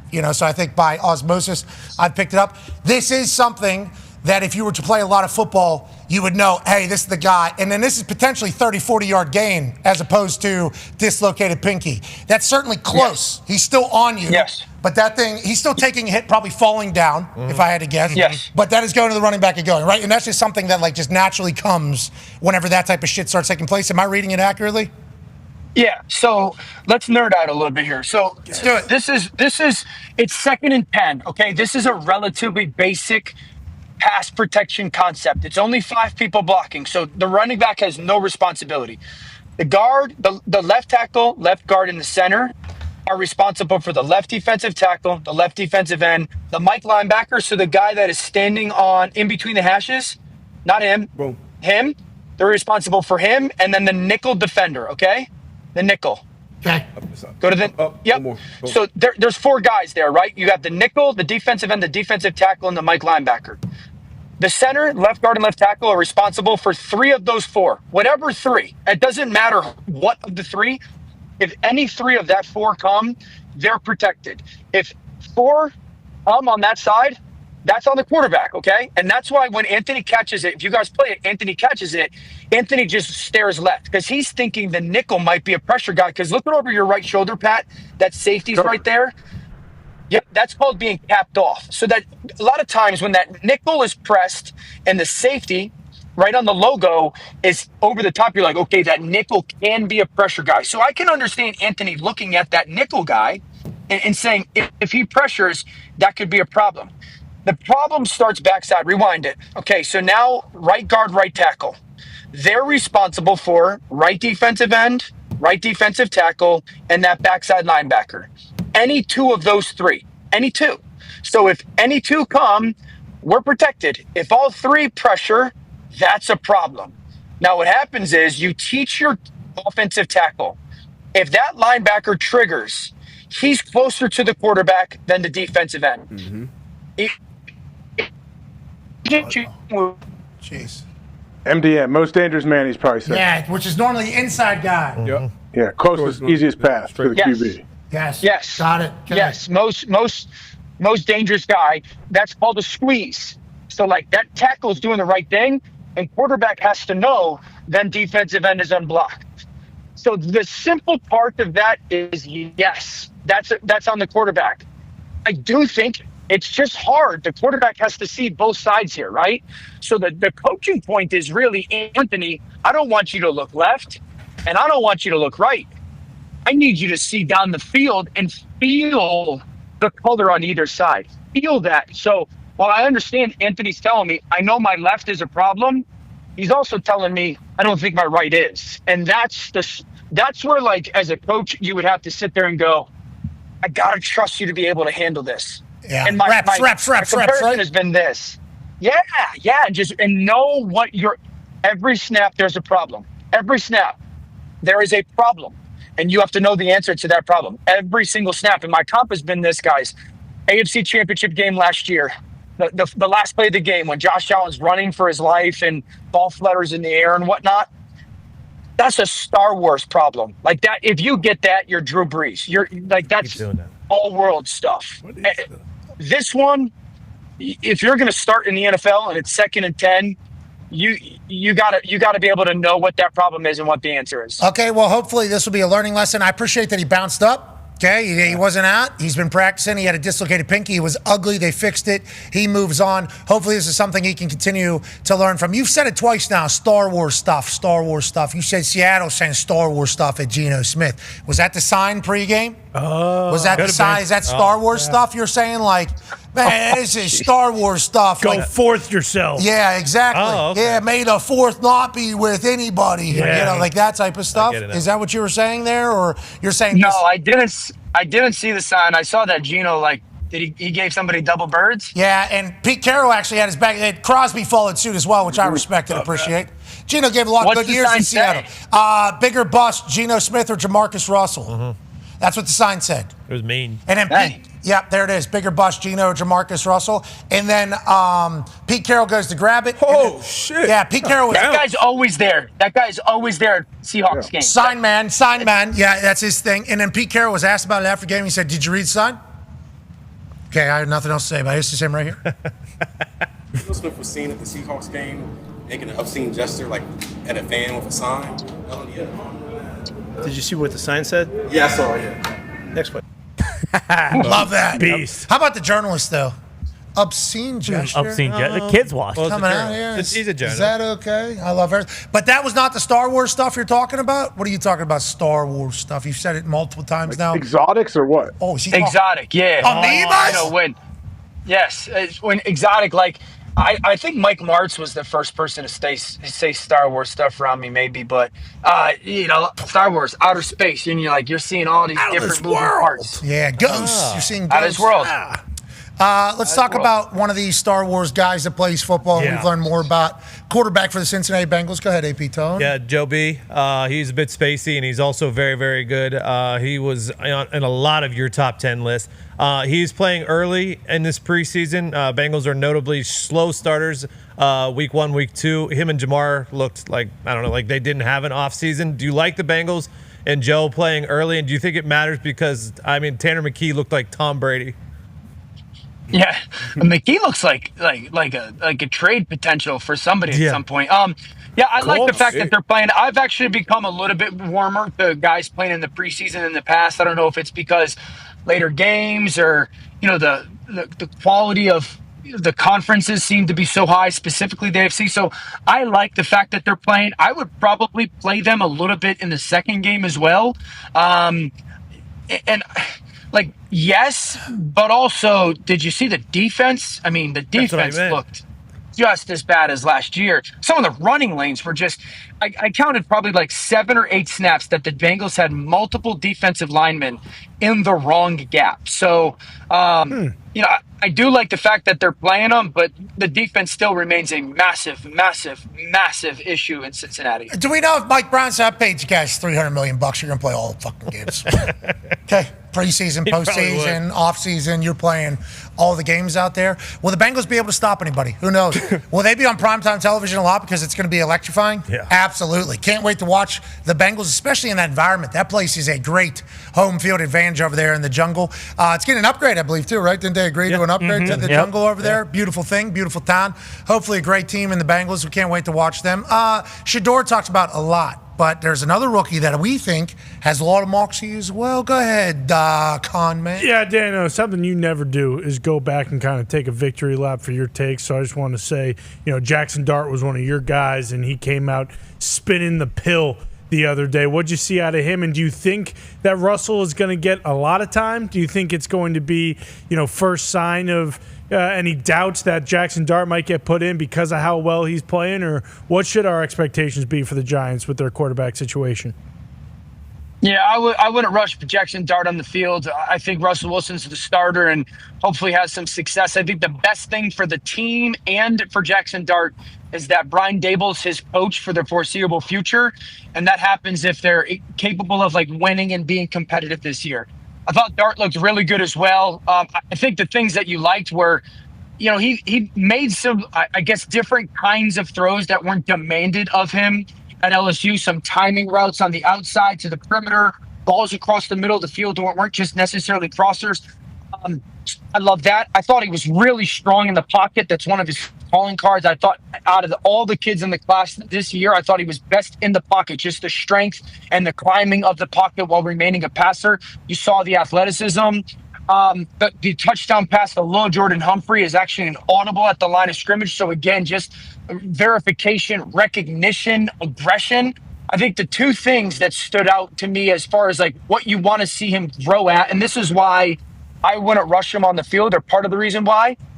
He has a third down where he throws the ball to Dulcich, the backside tight end, and he misses it. And everyone might sit there and go, oh, inaccurate throw. And I look at it as he's just playing too fast. He's got a corner route at the bottom, and it's 3rd and 3, I think, of his first or second drive. And he's ready to throw the corner route, and the receiver's 4 or 5 yards down the field versus man coverage. And so it's just the repetition and the growth and the experience of slow yourself down feet-wise, because your feet tell you when to throw the football more often than not. Again, a shotgun quarterback, an RPO-centric quarterback that maybe wasn't harped on the timing element of the pass game. So that's going to take time. And then the second time was when he runs for a 1-yard gain, not that big long run, but he scrambles for a 1-yard gain. It's a play-action pass. He's got the chance to throw the crosser, and the underneath defender kind of tries to bait him, and he decides not to throw it. And I'm like, good decision. But then throw it to the running back in the flat instead of becoming a runner. And so hey, why did you not throw the ball to the back? So I just think, more experience having that. But I would be as encouraged as I was with Shedeur. I would be equally as encouraged as I would be for Jackson Dart. And Caleb Williams? Didn't play. I was disappointed that he didn't play. I understand not playing him without the starting offensive line. I would love somebody to ask Ben Johnson, why did the starting offensive line not play? And then subsequently Caleb get reps. I think he needs reps in this offense. I'm okay with him not playing without the starting offensive line. But why is the offensive line playing then? Well, they paid a bunch of guys. Don't want to get them hurt early. Okay, and also a lot of vets. Yeah, sure. I mean, I would understand that if you tell me. I would understand that. Those 3 guys internally are vets, but I don't know the answer to the why they didn't play. You're the man. Enjoy yourself. Thank you for talking to us during your travels. Thank you for taking it on the shins from the rest of the world and putting out these lists that we can react to. You're welcome, boys. AJ, you need a haircut, bud.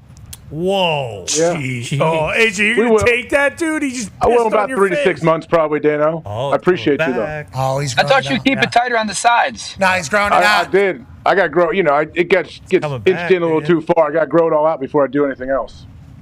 We appreciate you, Dano, for your modeling, your haircut analysis. Dano, is Stafford going to be okay? Sorry, Pat. Is Stafford going to be all right? Good question. Scary. From everything that I'm aware of, Yes. New news since our conversation has started with you. Today he's out there in street clothes. McVay said maybe he does individual drills today. He's not. So They lied to us? They lied. And has anyone? Did people? Or was it a setback? You tell us, Dano. You're friends with him. Text him. Everything that I know is gonna be fine. Ladies and gentlemen, that's Dan Orlovsky. Dano. Backs are weird. I'm genuinely concerned. I am too. We know Stafford is like the toughest dude on the planet too. Like that dude will play through anything. We have massive respect for Stafford. Yep. I also have massive respect for people getting fully healthy before getting thrown back out there. Yep. So I don't want to hit the panic button yet. But this is abnormal, I think, for Matthew Stafford, personally, as a viewer of Matthew Stafford. Draft class 2009, Yep. by the way. Mm-hmm. Draft class, still You holding it guys down. are all brothers. Tough. I've seen someone get an epidural. They were in a lot of pain. So if Matthew Stafford's in that much Me pain, too, yeah, that's a it's gonna tough be thing to problem. do. That's bad. Giving birth or playing football, I guess. Jeez Louise. do you He's okay. A lot of people say giving birth is like playing football. Nope, I'm not saying that. You could say that. I've watched that whole thing. That is crazy. Very thankful for it all. Devontae probably thinks he's cursed. There was something I wanted to say before we got out of here. Oh, fuck. What was it? I forget what it was. Stetson Bennett's raising hell. Yeah. So it's okay. The Matt Rams. Stafford's not playing. I do like that Stetson Bennett took a year off. Yep. Said, I can't do it. Comes back to the Rams, balling out in the preseason. He's a dog through and through, Stetson Bennett. And he does raise some hell down there now. Yeah, He does. Mm-hmm. Justin Roseman is out. Oh, Yeah. that's it. Justin Rose and Spawn yesterday. Thank you, boys. Thank you, boys. Now, as soon as I see Scotty Schefter around the 14th, 15th hole seemingly get out of it, even though he could have still got in, I thought he might have chipped in to tie that thing. Like anytime Scheffler's on there, I'm thinking it's a real deal. Watch, because he gets the lead in the second hole. It's like, all right, we got another Scotty Scheffler day. Let's do that. Thought Rose, Fleetwood, everybody was just going to collapse. Thought it was going to happen. So as the day continues to go, and Fleetwood's still in, I'm like, hey, baby, Tommy. Hey, Tom. Hey, way to go, might be the Tom. one. I'm proud of him. Rose battling back through that. And then Spawn with that LAB putter, doing his thing, making magic. Golf was great yesterday. And whenever Spawn and Rose go to playoff holes in the playoffs, obviously it's electrifying. They both get a birdie in the playoffs. So it goes par, rim jobs, both of them. Second hole, both of them get a birdie. Both of them make huge putts after being able to get on hole. Then they make new hole, okay, put it in a new position. Then Rose is able to get the win or whatever because J.J. Spawn seemingly did a completely different putting motion after Rose made the putt because he was closer than him the other way. Great battle, though. Full cinema. Shout out to these boys putting on a show on a Sunday. That ended like 7:05. Yeah, late. We're talking about that was a long day of golf, and they're talking about how hot it was, and the scoreboard not working because of the heat there, so them not knowing what's going on the 17th hole added to the drama. Yesterday was great golf, AJ. I don't know how much you got to see of it. Them both making putts in a playoff hole. That's like dream situation for golf there, and it certainly happened. Well, I think the whole thing was cool because there's 70 that entered this field, and the top 50 move on. So seeing they were updating you at the whole time, like 51, 2, 3, seeing who was on the line, and every single putt, it affected players and whether they were going to make it to the next round or not, and how everything works out. So it's a good time, I guess, to watch golf. I think Kirk was 51. I think he made a birdie on 18, and it moved him from 54 to 51. Yeah. Oh. Someone else chipped in on 17 earlier in the day to go from 50 to 46. It was shit. There was a lot of magic. They had two scoreboards. It was like a high-low for whenever you're playing poker. There's two different hands. There was like a high-low situation going on. Golf is beautiful. Shout out to golf. Shout out to Scheffler, too. I mean, he's just a dog. Still doing it. I think he was 4 under on Sunday or something like that. Yeah. He had the best round on Sunday of everybody else. He just wasn't able to win it all. It's and he looked svelte. Yeah. The fit, he had the white pants with the gray. He looked very lean and mean. It's like dad shape. And so I'm giving a little, I like that he's human. He's much more than he was. And we didn't have his caddy. His caddy had to go home for families. I mean, he's acting now. I mean, he was so good in Happy Gilmore so too. good in Happy. Yeah, so it's one of those. He was good in jail too. He's not supposed to be there. Brett Moxie. Liv had a good finish too. Oh yeah? I did see some of that was on. And they're coming here. Bryson DeChambeau will be in the show tomorrow. and I'm very excited. He will be guest hosting IR 2. Cannot wait for him. Lives here in Indianapolis. They were in Chicago this past weekend. I guess there was a bunch of fans from everything we saw. Shout out to them. Can't wait to chat with Bryson tomorrow. Be a friend, tell a friend something nice might change your life. We'll see you tomorrow. Goodbye. We continue digitally. Feel like I hit all the check. Yep. Got it. Didn't sell the platforms though. with the golf. Oh, that's okay. Hit the golf. Need to talk about the golf. Really loved the golf yesterday. It was incredible, and like you said, it going until like 7 o'clock, and that like actually being like drama filled and very entertaining for the last 4 hours. Really, it was incredible. Those scores are the sweet spot, I think, too. Like 16, 17. The course did its job. Yeah, the course was tough, but the great golfers still played amazing. Like that was 25-30 too much. Too easy. Even.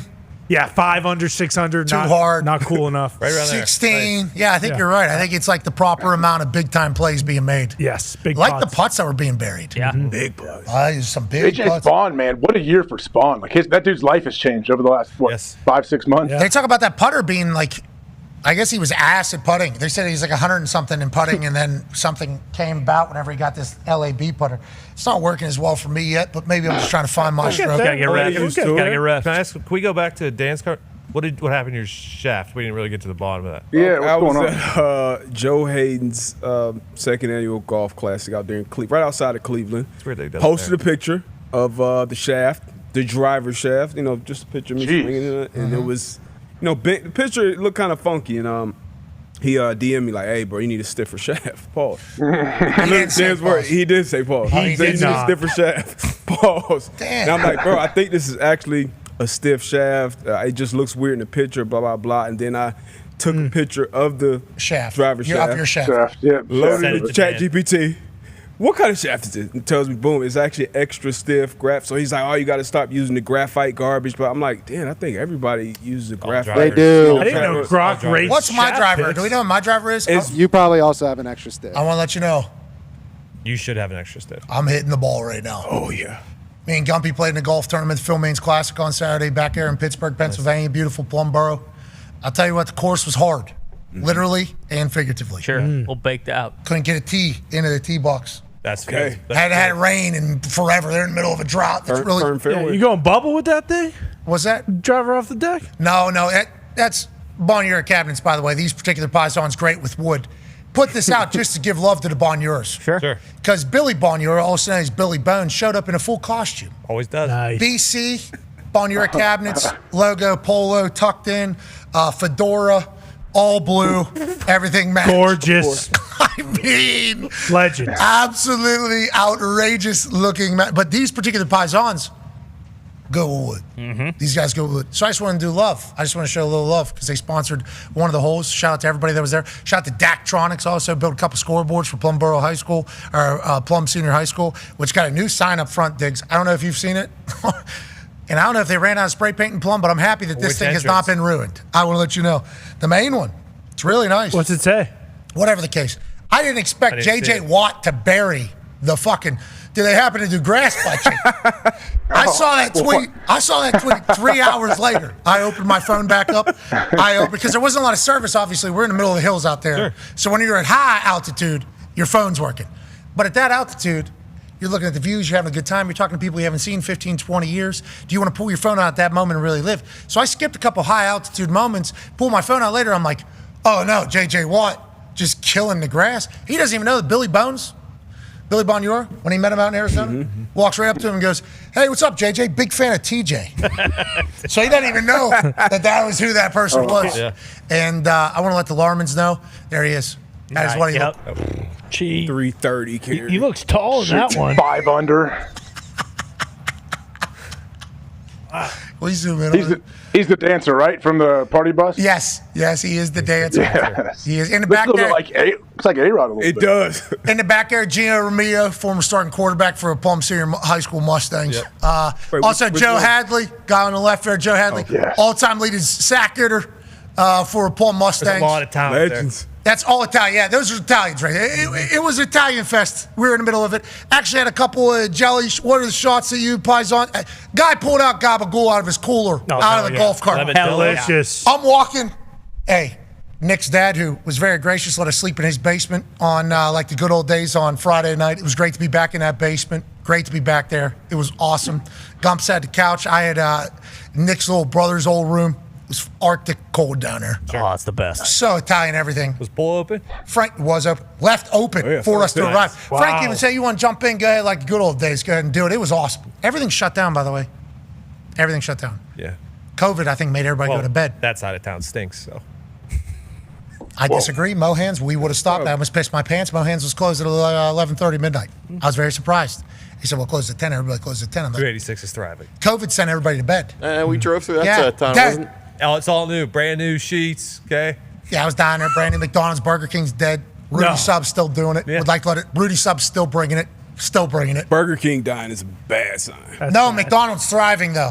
I think Plum just picked its allegiance. Sure. And said we're not doing it. We're a McDonald's town. Yeah, and there's Hadley obviously inside Rudy Sub's doing his thing. But Nick's dad was playing in this tournament. I'm not gonna say classic Italian, but him and Ricciuti, who do a lot of work in Plum, brought a 15-year-old ringer into this thing.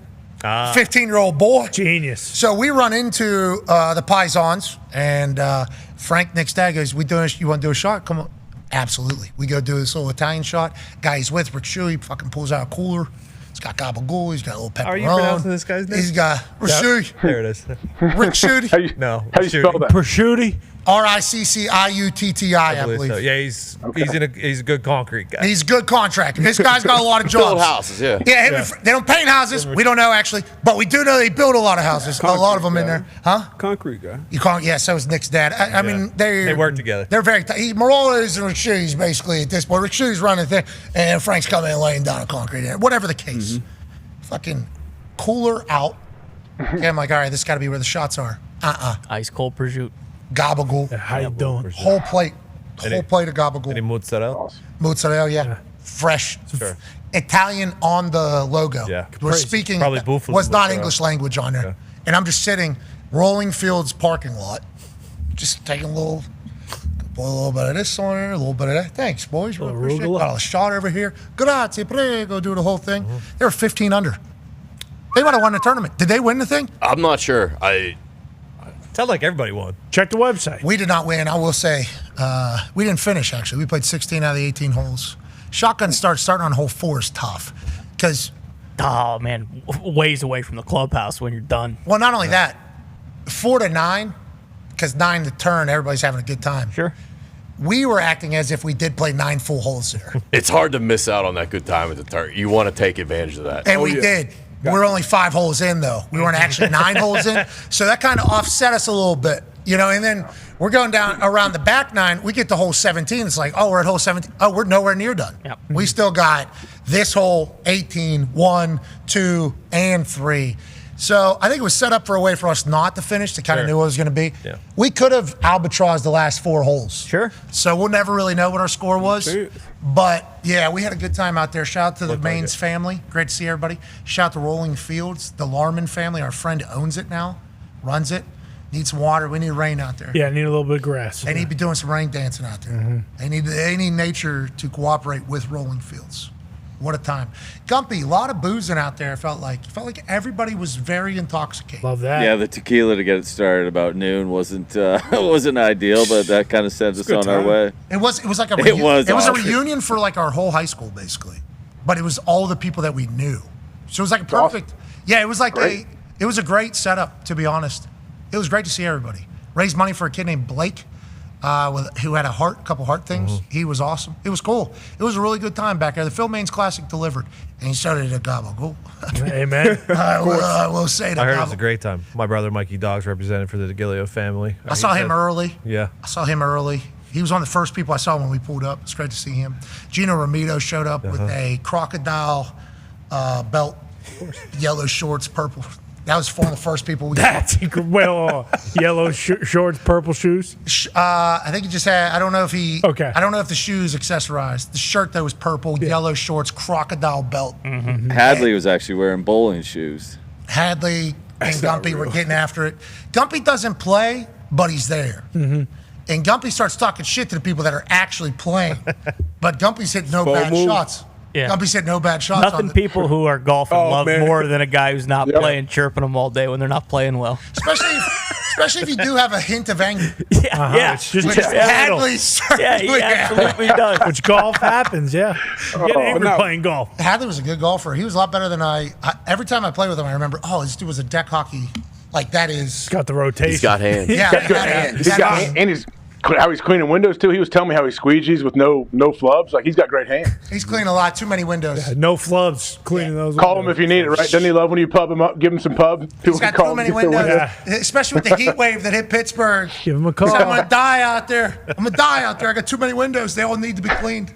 It never ends. Everybody has them. Hadley's window washing. Call him up. He needs business, and he's the best in the biz. Nick's dad put his phone number on the fucking sign at the hole. Yeah. Good move. We took a picture with it. The number's just right there. I almost posted it immediately. I'm like, all right, we don't need the house number. Getting blown up here. What a time. I said the same thing, though. He's always bitching he's too busy. I'm like, well, then what are you putting your phone number on the sign that everyone's going to take a picture of? Yeah, why didn't you just put a bunch of these up and everybody will know who the fuck it was? They should have just had the table of gabagool right there on that hole. I don't think they want to give it to everybody. I don't think they want to get. I'll tell you, the pooling of the cooler out by the Italians, they knew that my mind was about to be blown. And by that point, I'm a little bit intoxicated already. And they're like, hey, sit down. I was gonna say probably ready for a belly full. What did you have? Limoncello? Because that Yes. Yeah. Orange. Frank. Yeah, I was gonna say Frankie's birthday party is orange Jello. There was a Jello shots at some point as well. I remember a couple of those. Well, that guy's name was Colt, I believe. He was a ringer. This guy was a golfer, actual golfer. They shouldn't be Chris allowed. signed him up to his team. We did a little That 3 makes extra sense. whole thing. This guy was unbelievable. He was getting us a bunch of booze. I liked him. It was good seeing everybody, man. It was a lot of people. Our entire high school was there, basically. Good weather too. It was hot. Yeah, it's been hot. It's been very hot. It's hot as hell. Is it hot down in South Florida too? Yes. Like hotter than normal? Yeah. So my daughter's actually in like golf camp down there. They had 2 instructors just this stretch that have had like heat exhaustion. Oh my gosh. heat stroke. So it's hot for you guys Yes, down there too? Like different. I think the water's like 97 degrees or something like that. Much warmer. I went in the ocean down there. It was very hot. Oh. Northeast is still nice. It was like 65. Oh, wow. Wow. Way too Yes. cold. People are looking for that right now. Legit, yeah. It was 60. It was so nice because I was coming from Indy, but it was 65 at night in the morning, and then 75 during the day. AJ, you watching these training camps, wishing you were out there? I can't say I'm wishing I was out there, but yeah, I don't know. I'm not. But I like watching. I do enjoy watching them. I do enjoy the clips that are coming out of it, but boy, what we as fans now, we're missing a lot of it. Mm-hmm. You know, there's a lot going on other than just this one play that's happening here. Yeah. The amount of like recovery and prehab, let alone just checking into breakfast 7 a.m. You got to check into breakfast between 7 and 8 a.m. It's like, well, I don't have anything till 10. Check into breakfast between 7 and 8 a.m. Down there. All right, I'll fucking go show face, I guess. I'm not going to eat anything. I'm probably going to go back. You got to show your face at 7, 8 a.m. Wellness check. Grab You a forget water. about like every Drug test. We always talk about the whole building and how everybody's like. I was just reminded with that Rich Rod with the guy who's playing the ref, spotted, get out of the way. Like everybody, like those dudes. It's so much shit on their plate. So They much. got laundry. They got to do this. You got the cars, the line, the field. You got to set up drills. You got to 4 a.m. wake up.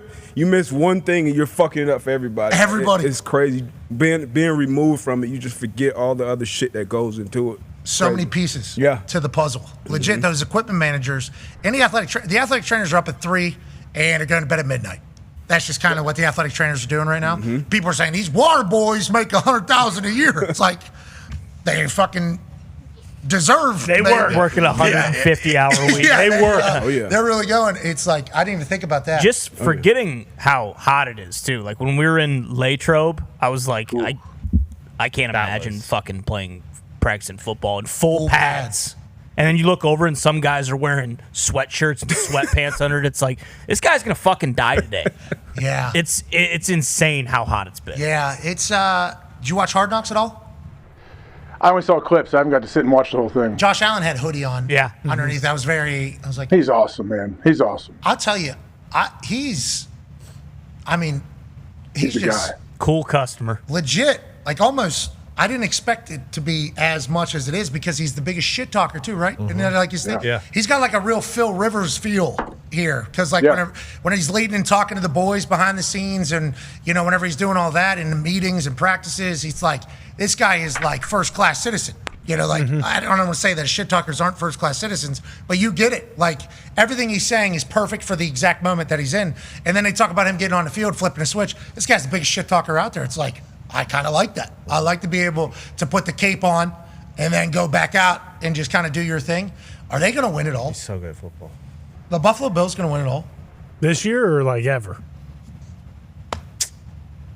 I don't know. It feels like it's just because of how we speak of the Chiefs, and like when I think of the Chiefs, I think of the New England Patriots, and I know that anytime the Patriots and Brady lost a big game, that next year they were going to be in that big game again, and they were going to win it. Yeah, so you're thinking what happened in the Super Bowl was a nice little reminder. Just typically, usually those guys, like you're talking about taking the cape off with Josh Allen. I don't know if Mahomes takes the cape off ever. Yeah. I think he almost damn near just keeps it on year round, and now they're going to do it again. I'm not saying Josh Allen doesn't work on the outside, but it does feel like him off the field from this Hard Knocks is like president almost. Like goddamn president, like the way. That's how it seems when he's signing autographs and stuff at training camp, all those clips that come out. Unbelievable. It's amazing. And he says the right thing in every situation. Like I'm listening to him talk about what training camp is and talking about getting away and seeing everybody. And it's like, oh, he's giving like the best answer for everything. And then he's walking past a bunch of kids that want his autographs, like signing after practice. Okay, like one person talking to 1,000 people, one person, I'll sign you after practice, and then they show him signing after practice to the person. It's like recognizing people that he has signed for in training camps past. Yeah, it's like this dude is a fucking machine. Like he's seemingly the perfect human almost at this entire.